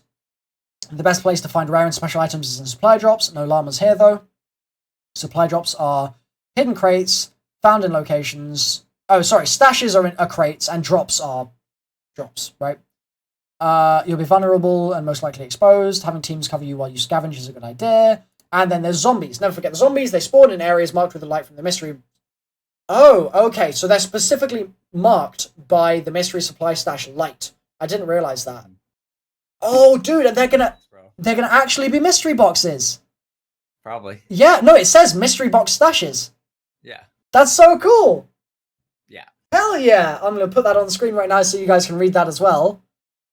That's Also, super cool. I don't know if you saw my tweets, but I said like 2 days ago that the lighthouse was Call of the Dead. Oh no, yeah. We've like you're stretching, JC. Oh really? Yeah, I had so many people go, that's kind of a stretch, actually. It's just a lighthouse. Doesn't mean it has to be called. He literally confirmed on stream. No, it's the same thing. Like, you can literally look at the model. It's the exact... Because you can see the bit that's attached to it is the building where PhD is. Yeah. Like, it's the exact same thing from Call of the Dead. So into like a little island kind of thing. Also, I'm really excited to see what's under Nuketown. Yeah, Abadi's Vev has just reminded me that they've said that there's more underground in Nuketown, which is going to be really cool. We going in the Nuketown bunker. Yeah. They're like there's other zombie locations like maybe there's more to Nuketown. It's like we saw that. Yeah. Oh wait. Like, we know. That's true. Didn't we see it? We saw it in the first teaser for Blackout. Was that actually what was under there though, or do you reckon that was just a transition that they were doing? 100%. You think it's the actual thing? Yeah. 100%. Oh. Well, we've seen it then. What are they? Bruh. They panned down underneath Nuketown and it showed like this. Yeah. Oh man, I was hoping that was just like a transition to a different area of the map. I don't think so because we haven't seen that anywhere else. Yeah, fair enough, dude. That's a shame, but oh well. So yeah, they're talking about zombies. And they in here can confirm zombies spawn at marked locations, and they contain zombie items like a ray gun and a symbol monkey, to name a few. So, yeah, I guess ray gun and monkey bomb are the only two that we actually have 100% confirmed yet. Time Lord donates, thank you so much, and says, "Hope the Mark II is there." Is the ray gun? Yes, we've just answered that. Perfect timing. We don't know about the Wunderwaffe. That would be cool as hell. Like, can you imagine, bro? Zapping fools with the Wunderwaffe. Let's get it. Largest map we've ever made. Estates, Firing Range, Rivertown, Asylum, Lighthouse. Okay, so they say, for Zombies fans, the Lighthouse, the boxing ring inside Rivertown, Verrucht, and then there's obviously Nuketown Island. I mean, it's cool the boxing ring is there. Like, I just did not expect that at all. Oh, and that's the end of the article, I guess? Yes, that's the end of the article. So they end it talking about the little zombies things in there. But yeah, like, I don't know why the boxing ring of all things was the one Black Ops 3 location that made it into the game. Like, they've got... The thing is as well is, like, they're taking Lighthouse from Call of the Dead. Call of the Dead is a Black Ops 1 map, right? They're taking Asylum, which, to be fair, was in Chronicles, but it's a World at War map. And then the one thing from Black Ops 3 is nothing from Revelations. It's nothing from Gorod Krovi. It's nothing from freaking Der Eisen. It's the boxing ring? What?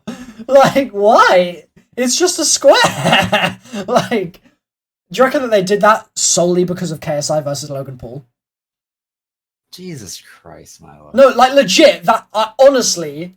No. You don't think so?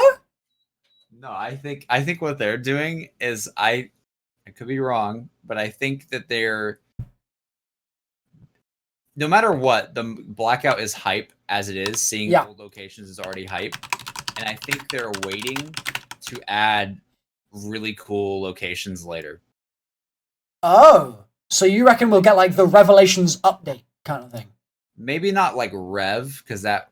I don't know how they do Rev. Uh-huh. But I'm thinking, like, Doris, right? Like, I could see them adding Doris somewhere on the map, right, as like an update, like a new, like, you know how Fortnite does like Lucky Landing and stuff. It came way later.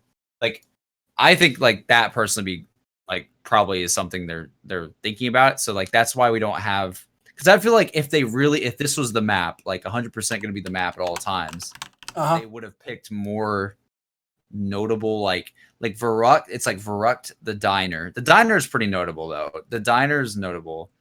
Verrucht. Oh. But I feel like Doris would have been on there, honestly. Brother, can I interrupt you? What? Yeah, sure. There's a new Game Informer video. Oh my god. That is 27 minutes long. Calm yourself. Do you want to watch it together? What the frick is this? What is it about? You want me to link it to you? It's the How Treyarch Built Call of Duty's Battle Royale. It's an interview with Bunting and Vonderhaar. Okay. Yeah, I'll link you. I'll link you now. All right. I mean, if it's like a trash video, we can stop like midway through. But I suspect that it'll be pretty interesting. So chat, I guess we're gonna watch this video now, okay? You all ready for this?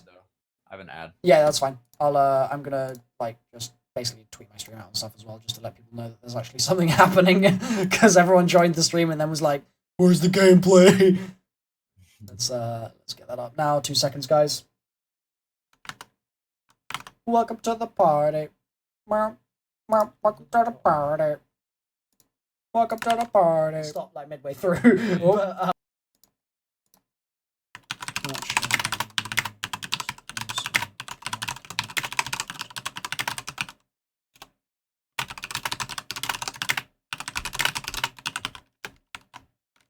need to figure out how to spell exclusive. Bangin'. Cool. Okay. Oh, and there's gameplay impressions in there as well, I guess, potentially. Did you see the full? Did you see the Game Informer like show? It was like a podcast. The podcast? No, not yet. 40 minutes. Not yet. That was really good. Yeah, I should probably get to watching that as They well. talked about zombies for a bit too. Oh, sweet. In that case, I will definitely get to it. 100%. Just a little bit though. It was like 2 minutes of their first impressions of one of the guys played Blood. Oh, sick. Okay. Yeah. But there's really barely any information. Yeah, I mean, I gotta watch that. I gotta watch it. All right. Are we ready to watch this Game Informer interview? Yeah. Let's get it. All right. 3, 2, 1, go. How did this whole thing come about? What is the first kernel of a question or thought or commandment? How does this happen? Commandment. That's deep. We have to reach deep to get that one. How's you and I, well, from now, it would be at least a year and a half ago, right? Yeah, well, I mean, what it evolved into, I mean, there's been lots of kind of ideas explored along the way. I think like the very, very first kernel, if you remember, right after we shipped Black Ops 3. Oh, yeah, okay. It was like, no, that's early. Right. Well, we actually did this thing in a slightly different way, didn't we not? Yeah, it was like there was then. like a helicopter, parachute insertion idea with kind of, it was more PvP. I can go back further than that if you yeah? really want. Yeah. Okay. I mean, we actually, I mean, it wasn't Blackout as you know the mode, but Right. as a world and an environment, this is something that we prototyped very early on, all the way back to the beginning of 3, right? Damn. Oh, yeah. Right? I mean, I'm telling you, way back. True, you talk yeah. about the world size, the spirit of that. I mean, the battle and the mode were very different kinds of things. But Pause. Pause. Okay. So they're talking about the fact that before Black Ops 3, they were building a world that big. Bruh. That's pretty nuts. Like, where did that go? Like, if you think about all the stuff that we had in Black Ops 3, none of it is anywhere near as large, right? So, where... Like, they were building an entire parachuting in massive open world for Black Ops 3. Like, what game were they making? Because that doesn't sound like a Black Ops 3 to me. Dude, I'm intrigued. That's really interesting. That's a good opening minute of a video. Yeah. All right, should we keep going? Yeah. All right, 3, 2, 1, go. A winding journey, really. It's a long road, and you take lots of twists and turns. But what does that mean? Just a huge map you're around with, or what? yeah, I mean, it was prototype. I mean, this is the thing about game development. You prototype stuff all day long. Like, you are doing lots and lots of prototyping. You're testing ideas. Some of them make it and some of them don't. I think that we've kind of had this, probably going back to after Black Ops 2, we've had this sort of fascination with doing something that's more PvP focused in a larger world. I think though that it's taken that idea has taken many different incarnations. yeah. It's over the last but the several years. earliest seed of trying to do me working on something with you was definitely Wandering Monsters in the giant open world map. Remember the name? So Yeah. Well, is that literally monsters or what? no. It's like it was like monsters, like if it was like RPG world, but in our world it was like soldiers or just enemy stumbling forces. upon encampments and that. So that's so you can even see the zombies in Blackout. Just to bring this back to the game mode, like they are they are the wandering Panzer. monsters. They're not in the same place. Papa Panzer. They come Add in the different areas Margwa. based on what they wander into you. I mean, there's this stuff. It sometimes takes, I don't know, anywhere from 5 to 10 years to get the game that you had in your brain at one point in time. This is way longer of an answer than you were expecting. No, I love it. Sorry. Here we go again. You turned us on. This is what happens. But where it kind of comes back to what Blackout is, I think that how we were watching and perceiving the phenomenon of Battle Royale last year as it sort of kind of landed at the beginning, early last year, is probably the way that a lot of people did through live streaming. We were watching a lot of Twitch streams and like, damn, this type of entertainment was amazing to just kind of sit and watch. You get hooked on it. You're just watching people play. Can we pause it there for a sec? Yeah. So they say, yeah, like, this is amazing. We're watching people play Battle Royale games on Twitch. Twitch also happens to be possibly the most dead platform for Call of Duty out of any game you could pick. Like, COD is so dead on Twitch. And that's where they're watching their video games, boys. Rip, dude. I mean, let's hope they can bring it into Twitch finally. I hope so, because Twitch is freaking awesome, man. And but as a Call of Duty, like I to be honest, I don't know how Smart Guy does it. Yeah. Smart Guy is like he's like the only guy in the zombies community that like primarily streams on Twitch. Yep. It's crazy. And it's like that's like in terms of people that I know, like so like that's crazy that there's really only like it's just him. When I think of zombies Twitch streamer, I just think of Smart Guy. No, yeah, like 100%. Frenzy's not even partnered with Twitch anymore. He asked to remove his partnership. Like, it's just because the audience is not there. I don't know why. Yeah. This mode. Let's keep going. I'm at 256.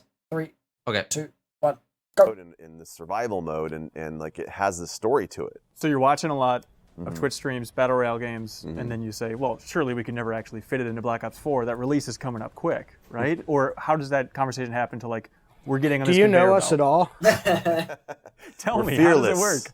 Fearless TREYARCH. Typically it starts with that little seed of an idea, and then you kind of go and start gathering a group of people that have like-minded sort of sensibilities around it, and you start prototyping things. And Dan's like, you got to play this, and you got to play that. Or I might sneak around and say, hey, can you just get some how long would it take to get really high player counts? Do you know how much it drives me crazy sneaking around? But it gets you started and kicks off a movement, and then at some point something happens and it's magic. Just started with major player counts first, and sort of just seeing like what were the capabilities of, just pressing the limits of where the engine is and what was capable in the network. Yeah, and we had started, on Black Ops 4 at the very beginning, we had started on building out our tool set in our engine. Call of Duty has typically, it's evolved out of a corridor shooter. It's a really small, tight, focused kind of combat engagements. Not really the type of game that's built around large, massive open spaces, but we've been, since the early days of Black Ops 3, experimenting with how do you get larger spaces and how do you make kind of more emergent gameplay around much larger levels that didn't actually, that so aren't actually in the game. We started building, and we have this, this kind of technology called super terrain where we're just built, the level designers and artists can create massive amounts of space really quickly and efficiently, where they patch these large, big terrain pieces together, and we've developed tools where they can essentially go in and paint props and textures, and they actually get to be more like artists in how they create the worlds, and it's much faster, much more efficient than we've ever had before. Cool. Used just for the Blackout map? No, it's used in multiple places in the game. Super terrain's used lots of places. It's what allows us to do a map like Blackout so large. Okay. It is, it's pretty crazy. Could you guys have avoided this genre or the subgenre if you wanted to? Is it just like Battle Royale, there's no avoiding this freight train, we have to do it? That's a really good question. I don't know. I mean, there's so many folks inside the building that are fans of the genre, myself included. I became a fan. Yeah. Fast. Became a fan, and then it consumed me, like most things do. Can we have avoided it? I mean, sure, because there's lots of opportunities to do lots of things, and there's lots of ideas. I mean, you're not going to have trouble with ideas in this building, but you got to pick the right one at the right time. And at least from the view I was sitting at the time when we lit this thing up, it was absolutely like this is a thing. You could watch our fans also love the genre the way that we did. So, I mean, could we have avoided it? Sure. You can. I mean, ideas are limitless. You can always go in any direction you want, but I think that just because of the fact that there were so many people here playing Battle Royale games, and I've said this before, it's not just Battle Royale. Battle Royale is it's essentially a game mode, but it's the idea of doing massive scale multiplayer that to me is really a platform to grow and evolve and do all kinds of different things. Which is in our DNA anyway. I mean, back to the oldest maps we ever made, they were vehicle maps then, right? So if you look back, they weren't as big as the Blackout map, but all the way back to World at War. That's true. Right. So there's some stuff in our DNA that's also mixed up in this game mode type, right? So it makes perfect sense for us to. Oh, do you want to pause it? What was that? Yeah, pause it real fast. Yeah. If there's any dev to do vehicles, well, it's Treyarch. Yeah, I mean, no, it's Bungie. No, we get in terms of COD. I was saying, like, just because they've always had the vehicle stuff. Yeah, like you know what they said in the Game Informer thing. The vehicles? No, I haven't. I don't think I've seen it. Oh yeah, that's right. So basically, they said that the way the vehicles operate and the way they're used are very easy to use. Oh, okay. And they said, I don't know if it's 100%, but they said it felt like Warthoggy. Oh, brother. Like from Halo. So you use the analog stick to drive, I think. Ah. At least that's what I got from when I'm saying that interview. I guess I could have been misinterpreting it, but they said it felt Warthoggy. So they said, like, I'm pretty sure they said, like, you're using the analog stick. I could be wrong. That's cool, man. That's cool. That's yeah. Halo. They did it. Hell yeah, brother. I mean, like, that's also a good sign, because if they're doing that, does that mean that they're also going to take other inspiration from like the Warthog era? Like that would be pretty dope. Also, if there's anything to learn from me, Milo, is that I'll literally sit to the Waffle every video I Brigade. ever Hope make, you enjoy every the stream I ever sweet make, and just talk about why every game should be like Halo 3. Oh yeah. So you just got completely drowned out by my sub alert, which was perfect timing because it was just JC being a Halo fanboy. Once again, every time, baby. Okay, I'm at 6:35. Do you want to keep it going? All right, 3, 2, 1, go. Go back there. Do you guys remember a specific meeting where it's like, all right, it's a go? I remember. Like, do you want to take me back to any specific memories of when you guys realized that we're going to do this? Dan told me we're going to do it, and I went immediately to go do it. I literally said, it's on, we're going to do this. Well, yeah, Vaughn probably remembers a specific meeting with me about it. No, I mean, you had I had other meetings, towards late last year of just like, we're going to commit to this thing, sort of like figuring out what the shape of that is and what timeline you're going to deliver it on. I think that's always again, like, it's a journey. Right. And so development is Rafis's favorite line. Unfortunately, he's not here, so I get to make fun of him. Is that development is never a straight line. Okay, so somewhere on that winding path, you've got the sensation. That's what it is. That's what, any creative endeavor. I think any creative endeavor is that thing. It's you start with an idea and you start shaping it in different ways, and you kind of push this thing this way and you pull this other thing this other way, and you start to find what, we say, you find the fun, and you keep trying different things until you find the fun. We were doing prototyping for sure, but it was, whether it was going to be something we did as part of that multiplayer, whether it was something we did post ship. I mean, there's 2 studio heads, and I remember talking to both of them about this topic. This is one of them. The other one's not in the room. There's 3, aren't there? Where it became very real that we were gonna go after it for ship. Let's pause. There's 3 studio heads. There's Jason, there's Dan, and there's the guy that everyone forgets the name of, who I've forgotten the name of. Oh no. I'm sorry, bro. What's his name? I've forgotten right now, but yeah, there's 3, so that's a weird thing for him to say. Maybe there's only actually 2, and they've been lying to us the whole time. Anyway, I don't know. Yeah, let's keep it going. 8, 11, 3, 2, 1, go. Fond memories on both sides for different reasons, right? I just went off it immediately. When Dan told it to me, all I could think about was all the design problems to solve. So I was immediately in the lab, right? Okay, how am I going to handle this? What are we going to do about that? And I was just identifying all the problems that we were going to have to solve. The number that we've talked about, the 1,500 nuke towns, that actually came out of trying to figure out how big of a map we wanted to make, and we needed some scale reference. And we're like, okay, let's take a map that everybody is extremely familiar with, that you know the intricacies of Inside and Out. And there was, of course, Nuketown, which we've delivered, with every game in the Black Ops series, that everyone knows inside and out, and you have a real sense of scale in that map. So it's like, okay, that's our point of reference. That's our scale reference. Let's figure out how many of these the world looks like, Excuse me. With that tech that I had talked about. We had developed, I think one of the biggest spaces that we had made just to test the boundaries of it. Yep.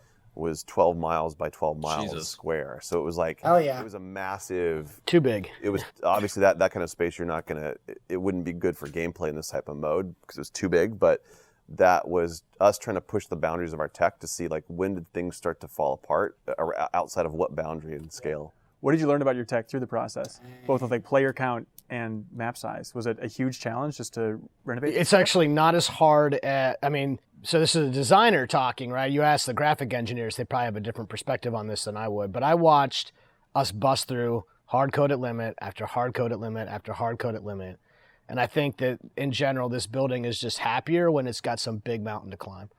And if you just look at all these limits, the limits are not, they're just a limit. They're a hard coded limit, right? You turn the number up and you see what happens, and you turn it up again and you see what happens, and you figure out where it starts to break, and then you fix it. And this team, the graphics team in particular, the core online team, those two groups of engineers slammed through limit after limit after limit. And they were like, we don't know what's going to happen. So we said, let's go find out and work on it. And we did. And it's crazy. I mean, it's crazy how fast. Yeah, people are at their best when they're solving hard problems. People are at their best when they're challenged and they're doing things that are outside their comfort zone. And I think that we've always tried to capture that spirit. That's kind of, I think, part of what makes Treyarch a great place to work and a fun studio, is that everyone's always trying to challenge themselves and push their limits to get to new boundaries. I mean, what was the mood? Was it insanity? Was it a sprint? Was it running around like everyone was on fire? Like, what was the mood as you're pushing these boundaries and limits here? I think everyone's excited. I mean, people are, obviously new challenges also come with their own sort of personal pains, and you're like, oh, I don't know if we can do this. This is hard. And that's, you would have told me 2 years ago that we'd have an 80-person Call of Duty thing, I'd freak out. Dude, I mean, like, what they're saying here as well, they're like, oh yeah, the engineers have done an amazing job and stuff like that, and then you see the screenshots and you're like, holy cow, this is real. Like, what the, like, the screenshots they showed just a second ago, where it's like you're looking, you can see the lighthouse, you can see the docks in the distance, you can see all the rolling hills, and like, man, that's some cool stuff. God dang. All right, I'm at 11-12. We'll keep it going. 3, 2. Wait. Yeah.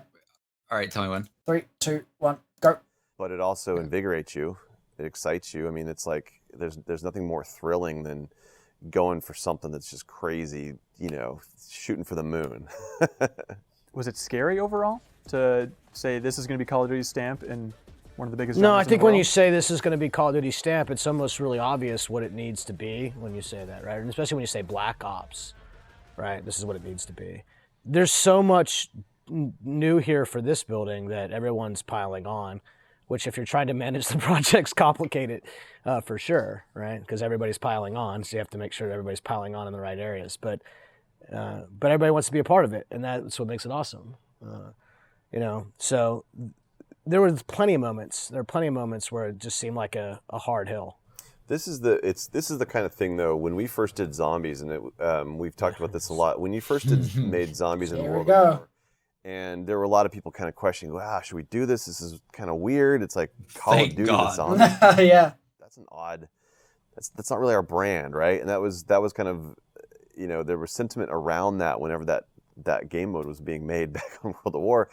But when you saw around the studio, everybody was playing it in their downtime, whatever downtime they had. Let's say they were, they're waiting on a build to finish or whatever. They just stick around for a couple extra hours after work and they're just playing it. And that's when you have something that's special and that is magic and is going to grow to be something much bigger than that. And that's what you see around the studio right now with Blackout. You see so many people clamoring to participate in playtest. Oh, wait, what was that? You're like kind of laggy. Oh, you're super laggy. Holy moly. Is that me or is that you? You literally just went, ooh. That's the only sound I heard. Pause it. Yeah, I'm paused. Are you good? What's going on? Yeah, that's such a good sign, and like this is Dude, like I cannot understand a word you're saying, bro. You're, oh my god, what is this noise, dude? You're just like What is that? You're like a dying robot. Oh my god, what? That's so scary. What was that? You sound like the cosmic silverback being strangled. Like, oh my god. Dude. Okay, I think you're back to normal now. Oh man. Okay, let's keep watching. Hello? Hi. Yeah. It just disconnected me. Yeah, because your internet is taking a dump, dude. Do you want to disconnect and do you want to like quit? No, it's good now. It's good now. It's back in green now. I Uh, think it just fixed itself. All right. Hopefully, let's keep it going. But basically, I was saying that's such a good sign that like this is like their new zombies. Yeah. Like in terms of like just this hardcore thing that they're all just playing like every day. Right. I mean, if zombies lasted 10 years, and if they're playing this now, and it's the start of things, then we've got a good decade coming up, right? Yeah. Let's get it. Right, where you at? 12:54. Okay. All right. 3, 2, 1, go. Test to the point where it's like you got to be like, hey, chill out. We actually have work to do, so like stop playing the game so much. I mean, everyone's piling onto those playtests and they can't wait for more. So it's one of those same feelings. Lots of effort on the map to sort of what kind of environments you'd have, right? Which ones would be good. Like you just don't get the construction side. You don't get that kind of verticality unless you go after something absurd. Verticality. Verticality. You have to do one to get that one, and I think. Thank you, Vaughn. So as painful as a lot of stuff was along the way, it's powerful. It helps move you into new areas, right? We did have verticality, you get that final Vaughn. circle close on that tower, and you're battling up and down and not left to right. Die rise. Die rise. And a helicopter swoops in and picks you off, right? You'll see kind of all that pain, like all the pain of trying to get these things made, come together in one moment, and it's like, of course we would do that. Of course we had to do that, right? It's like you feel like it doesn't. Now it seems obvious, right? In any moment, it can be really hard. Game development's hard. I mean, but the payoff is just unbelievable, right? Base jumping off of a under construction skyscraper for the final kill. Die rise. Die rise. Some hard Trample steaming off the roof to get the final zombie. Technically, are you like literally importing map assets into Blackout? Are you recreating all that? Do you want to talk about that? How the that works? Bringing both the of maps those. into this? Okay. Yeah, both. Yeah, I mean you don't really get a whole lot from bringing. Oh my! the raw. Robot JC's back. Literally, your laugh just then was just like. That's all I could hear. Dude, let's quit Discord and reopen it, okay? Yo, you there? Do you want to join my live on air and my server? That might be better. Yeah. Welcome to the party. Yo. Alright, hopefully this is a little bit better. My boy Robot JC. I had such a good joke and it just doesn't even work because I'm a robot. What was the joke? Because they asked him, like, are you like importing like assets? Are you making new ones? And I was like, well, you see, we're like trying to like do Chronicles 2. So we're like working on all these maps at the same time. Just like that's like the theory, right? Like right, yeah. There's no way, like they have like all the locations are like a lot of them are maps we haven't had returned. So it's like Diner, Call of the Dead, like there's like let's get it, Call of the Dead remastered. Why not do Chronicles 2? You already have the updated assets. I know, right? It's that's what we're praying for. That's what we're praying for. The dream. Well, I'm dreaming for all zombies maps in this game, dude. Like that's the real dream. Can you imagine if they do Chronicles 2 and it's all of Chronicles 1 Bruh. plus, bro. Bruh. Okay, let's keep going from 1434. Okay. Okay. 3, 2, 1, go.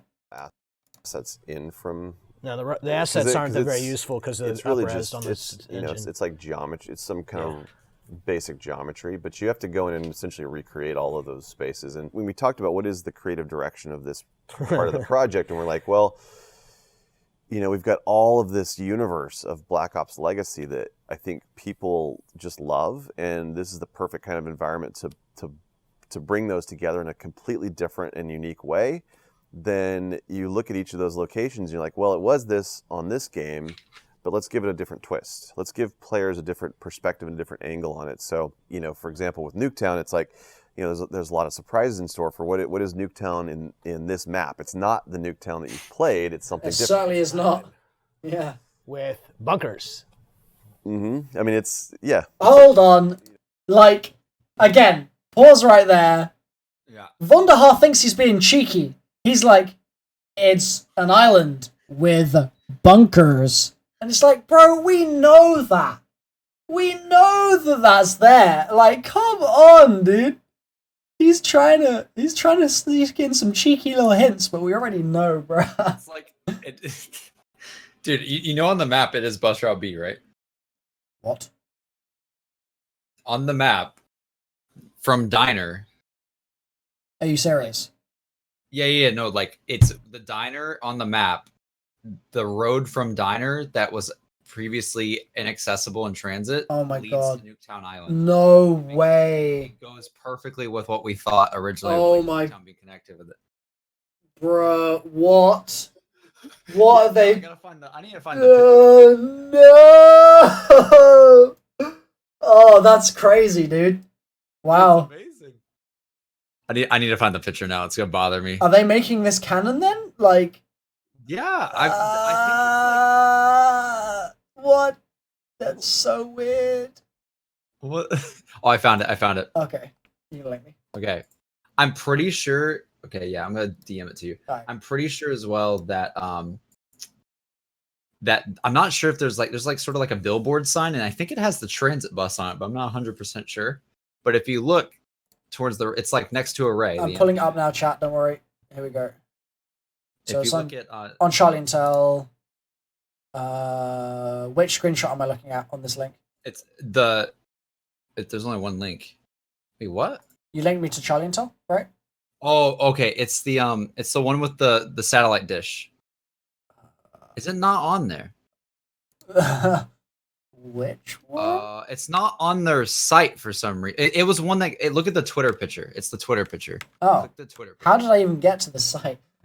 What the? Yeah. What happened? So like you have Array, like the BO1 map, right? And then like which is the satellite dish, but then to the right There we on go. the road you have to the right on the road you have the diner, right? Wait. So satellite dishes. Like that's from MP. I Yeah. remember that map. And then but you see transit, the diner area to the right. Is that actually the diner? Yes, 100%. That's the diner with the sign connected with, and then Wait, the other building. really? It looks so different to me. That does not look like the diner to me at all. It's 100%. I swear to God. Like, Hi guys. I swear. bruh. Time Lord's just like, yes. Transit bus is on that billboard too, isn't it? No. I think it is. No. That's an animal, dude. It like.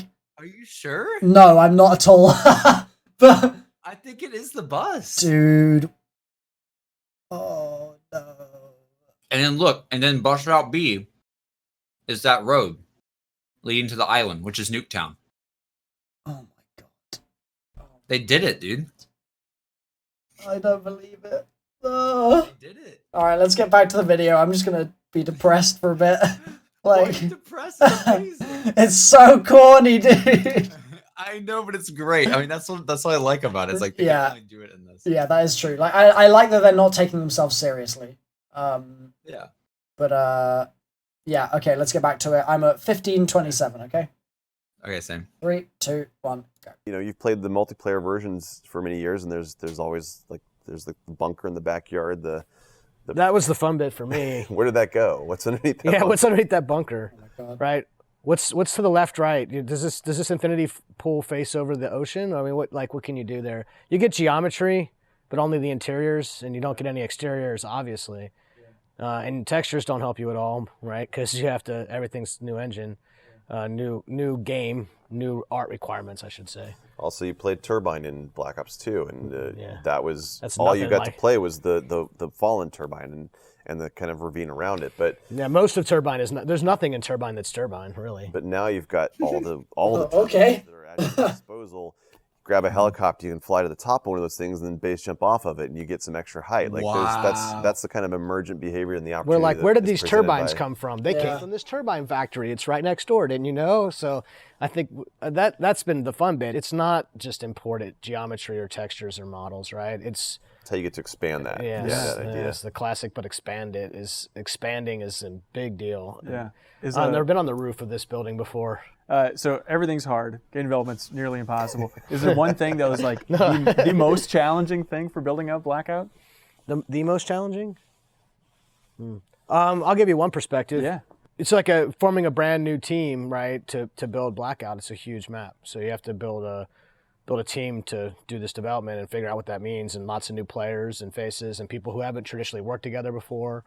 And our partners with Raven as well, who helped us out in many areas. Like that was hard, right? That's harder than say actually what you want to make, I think, and that's one angle, right? As a guy who's trying to manage that team, that can be very, but also incredibly satisfying when you see everyone somehow everyone gels and it builds itself up, and you get to where we are right now.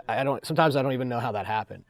Right. Certainly wasn't some witty email I sent that did that. Do you want to talk about Raven's involvement in the history of Blackout? They've been good partners for us for many years. I mean, we've worked with Raven on several projects going back to, I want to say Black Ops 1, maybe Black Ops 2, but we've been working with them for a long time, and we know a lot of the people over there on a very personal level.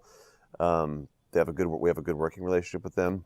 They've been a great supporting team, just like they have on previous projects. So it's the same sort of group that's working the same way that they have in the past with us. Were they prototyping an early version of a Battle Royale as well, and then you guys kind of fused together? No, because I'm aware of. I know that they were working on the COD Online version in China, which is completely different than what Blackout is. But no, Blackout was entirely built from the ground up here. Designed and developed. Yeah. That's an interesting question. It's a huge map. Yeah. But they've been great partners, like they have with every previous project. Always. And a lot of the same kind of support, a lot of art and world building support. Yeah. At this point with Blackout, how are you guys feeling about it overall? It feels like it's coming in hot, but you feeling good? I mean, I think it's tremendously fun. I genuinely can't wait to get and play more matches. And I think that one of the hard parts of development on a mode that has that big of a scale is that to get all the players you need to play a single match, you have to pull people from all over the. That's true, actually. How do you get to, that's basically TREYARCH playing a match together. In order to do that means that you get to play a match, and if you get knocked out, you got to wait around for the next match to spin up. Right. So it's like I just want to play more of it, and so that's why I can't wait till this beta comes out, because it's like we finally get to get in and matchmake with all the people that are playing it. I've heard that expression before, coming in hot, right? I've heard that before. You'd have to work here to know how this building closes like nobody's business. So when you're down to like the art that you need for the screen to work right, and not the game mode doesn't work right, that's the TREYARCH closes better than anybody, right? So hell yeah, it's all there, it's all designed, it's all mostly working with whatever bugs it is right now, pre-beta. We're right where we need to be, and we're going to land really strong for V1, and then we'll keep going. Awesome. Complete confidence that we'll close it correctly. I'm pausing it there. I love Vaughn. This man is a god. This man is a god. Look at literally. I'm taking a screenshot right now of Dan. Bunting. He's just looking like, oh boy, this boy he just did it. He just did it, dude. Holy moly, that was epic. I'm skipping back 15 seconds. Let's go to exactly 20 minutes on the dot. I want to hear my boy smashing it. All right, from 20 on the dot. 3, 2, 1, go. It's all there. It's all designed. It's all mostly working with whatever bugs it is right now, pre-beta. We're right where we need to be, and we're going to land really strong for V1, and then we'll keep going. Awesome. Complete confidence. Hell yeah, dude. We know how to do that. That's like, we do it better than anybody. And it's impossible to predict, but what are the odds this thing's going to be huge? I think they're pretty good odds. I'll take those odds. Yeah. I feel like, I think we tend to, we've got our own opinions. We have our own emotions about it. But we also try to, kind of put ourselves off to the side and watch how other people play it. That's really kind of our main indicator. You're real good at that. Envious. I do. I mean, I have a lot of my own, I'm a very opinionated guy. I have a lot of my own feelings about things, but I try to put that on pause to listen to what other people have to say. You are good at that. I am not good at that. All the feedback that we have so far from people playing the game, whether it's inside the studio, outside the studio, at other parts, at the publishing headquarters, people over there in different departments playing it, play testers that we've brought in, like everybody is just unanimously saying it's so much fun and they can't wait to play more. And I think that's the thing that gives me just a lot of confidence that we are on the right track, we're doing the right thing, and we're designing it for our fans like you talked about. It's like this is for the community. They're going to own it. I think that when that beta drops in September, it's going to be, it's going to be on. There's no question. I think where we're at is just scratching the surface. Like, it's pretty true to the genre or the game mode type, right? But you still have sensor darts and recon cars and a lot of things that we have in our universe that we haven't even untapped the full potential of all that stuff, right? But we also have to, I think people there, I know there's like been some confusion. Are the specialists in Blackout? Are they not in Blackout? And I think that, one thing that we want to make sure that people understand when the beta comes on September 10th is all that content. And like, we're talking 10 years of legacy of the series. The content that's in there is basically available to everybody. It's not attached to certain characters. Like if you find a sensor dart, it's not because you played as Recon. It's the sensor dart is in the world as a part of an item. Part of an item spawn and ultra rare and could potentially make or break things for you, right? So that's what I'm excited about with this stuff, is that I'm the conservative one in the building too, ironically. I'm the one who's like, well, let's a little bit at a time, let's be sure, right? And I think what I keep getting proven wrong every time. Like, no, this is amazing. Like, more sensor dart, more RC, more recon car, more insert. These are just two that are in the game, by the way. Insert 10 years of potential things, right? And how does those? What kind of impact does those things have to a battle royale game in the Black Ops universe? And that's when we talk about putting our own spin on the device. Genre or the. Let's pause it there.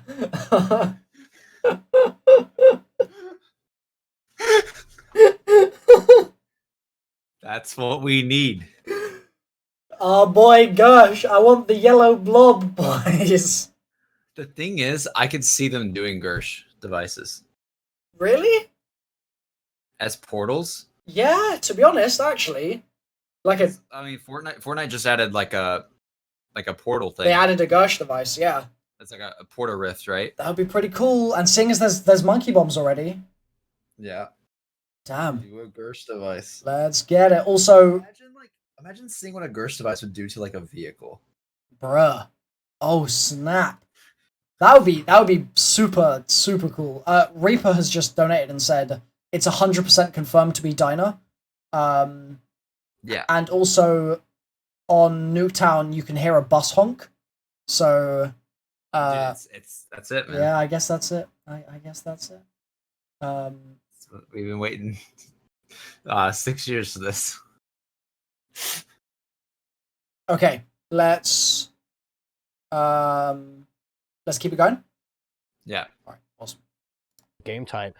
I mean, it's pretty pure now by most measures, and the fans are going to take us and tell us how to deal with this thing, and people love it. They love taking these things and then seeing how they impact the game loop, basically. I think that's the super cool thing that excites me the most. And this is when we say the fans are going to own this. Like literally, we're not designing how to use the game. We're not designing how to use the content.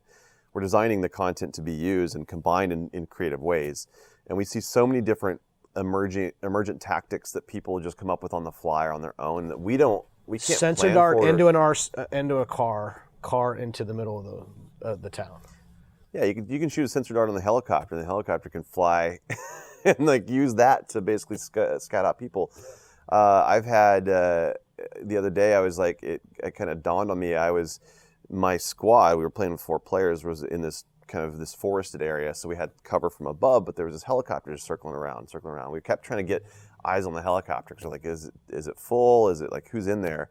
And it was just one guy. It was a pilot. So we're like, oh, he's no threat because they can't shoot. The pilot can't shoot. But what we realized, what he was doing was he was the guy scouting out the area, calling out other players to his squad that was on the ground, so they could come in and basically. That's actually insane. Yeah, that's really cool. Infiltrate and essentially sneak up on whoever was down below. So that was a really cool tactic. Like somebody had come up with this idea.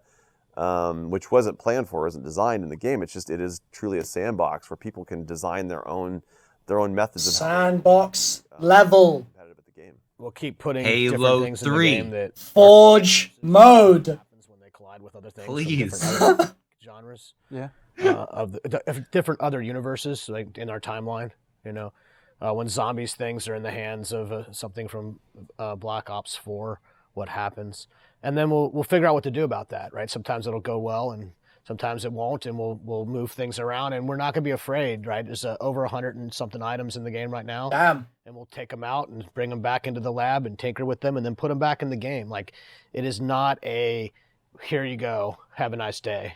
It is a, well, that's working really well, and that's overpowered, and that's underpowered, and then if we combine these two, you get this other thing, and we're just going to keep going. Yeah. And just keep putting it in and see what happens, right? And then not be afraid to take it out, remodel it, put in some other stuff, right? I think it's going to be really fantastic when all of that stuff is just there. Let's and when go. people discover it and what happens, and then you'll be telling your own stories about what happened to you and how you won or lost or why, like we all do when we play. Yeah, for sure. I mean, there's a lot of exciting things in there. You got a lot of competition out there. You have to compete with a free game that's the biggest game in the world. Mm-hmm. You feeling confident? Yeah, I mean, it's a really great game, right? But there's Call of Duty fans, and there's lots of them too. Right. Yeah, I think we feel confident with our the game experience that we're building and delivering for our fans, and it's not.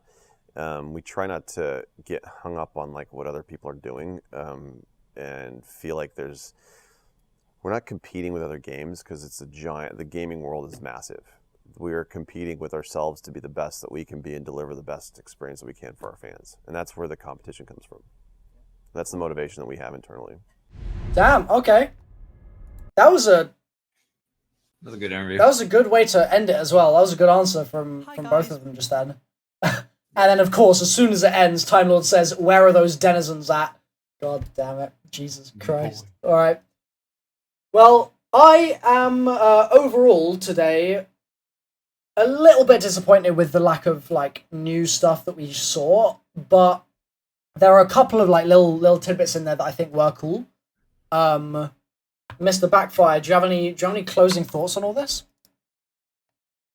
I just think I think at the end of the day, it's just, I know you're talking about more like in terms of stream stuff, but it's just in terms of Blackout, man, like there's just so much stuff in there. And what, 100+ items? Like what? Yeah. There's just so much like opportunity for the community just to be thriving again. Yeah. That like I'm happy as a zombie creators, MP creators, we can all come together on one mode. Yeah. And do our own sort of things in each mode. I was saying, I tweeted out recently as well, because they said in the thing like how hard it would be for Richtofen to unlock him. Yeah. And I was like, I again, this goes back to my Halo 3 stuff. how you unlocked armor in Halo 3 was by doing specific challenges, yeah. right? So I'm really happy with that. But I'm like, I hope that it's not like so easy with some of them. I would. Oh no, I want it to be a quest. Yeah. Yeah, and I was saying like, because we've been talking about this, like, there's so much opportunity to do insane things, like what if to unlock a zombies character, like you literally have to do an Easter egg. Well, no, 100%. Like literally. Like the opportunity is there. All they need to do is just chuck them in.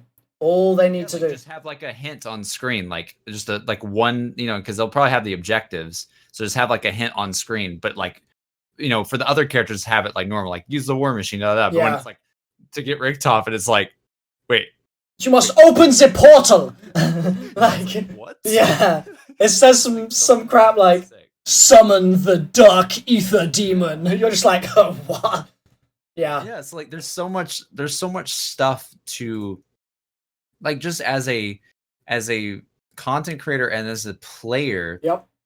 There's so much replay value in just that alone. Like, I'll be real with you, Milo. I never thought I'd hear something like that from Call of Duty in 2018. But it's always been microtransactions for everything. Yeah, I do think there is risk that they just don't do a lot of these ideas though, and instead they're microtransactions. Like, we're not quite out of the danger zone there, because there's like, but it's a good start. Yeah.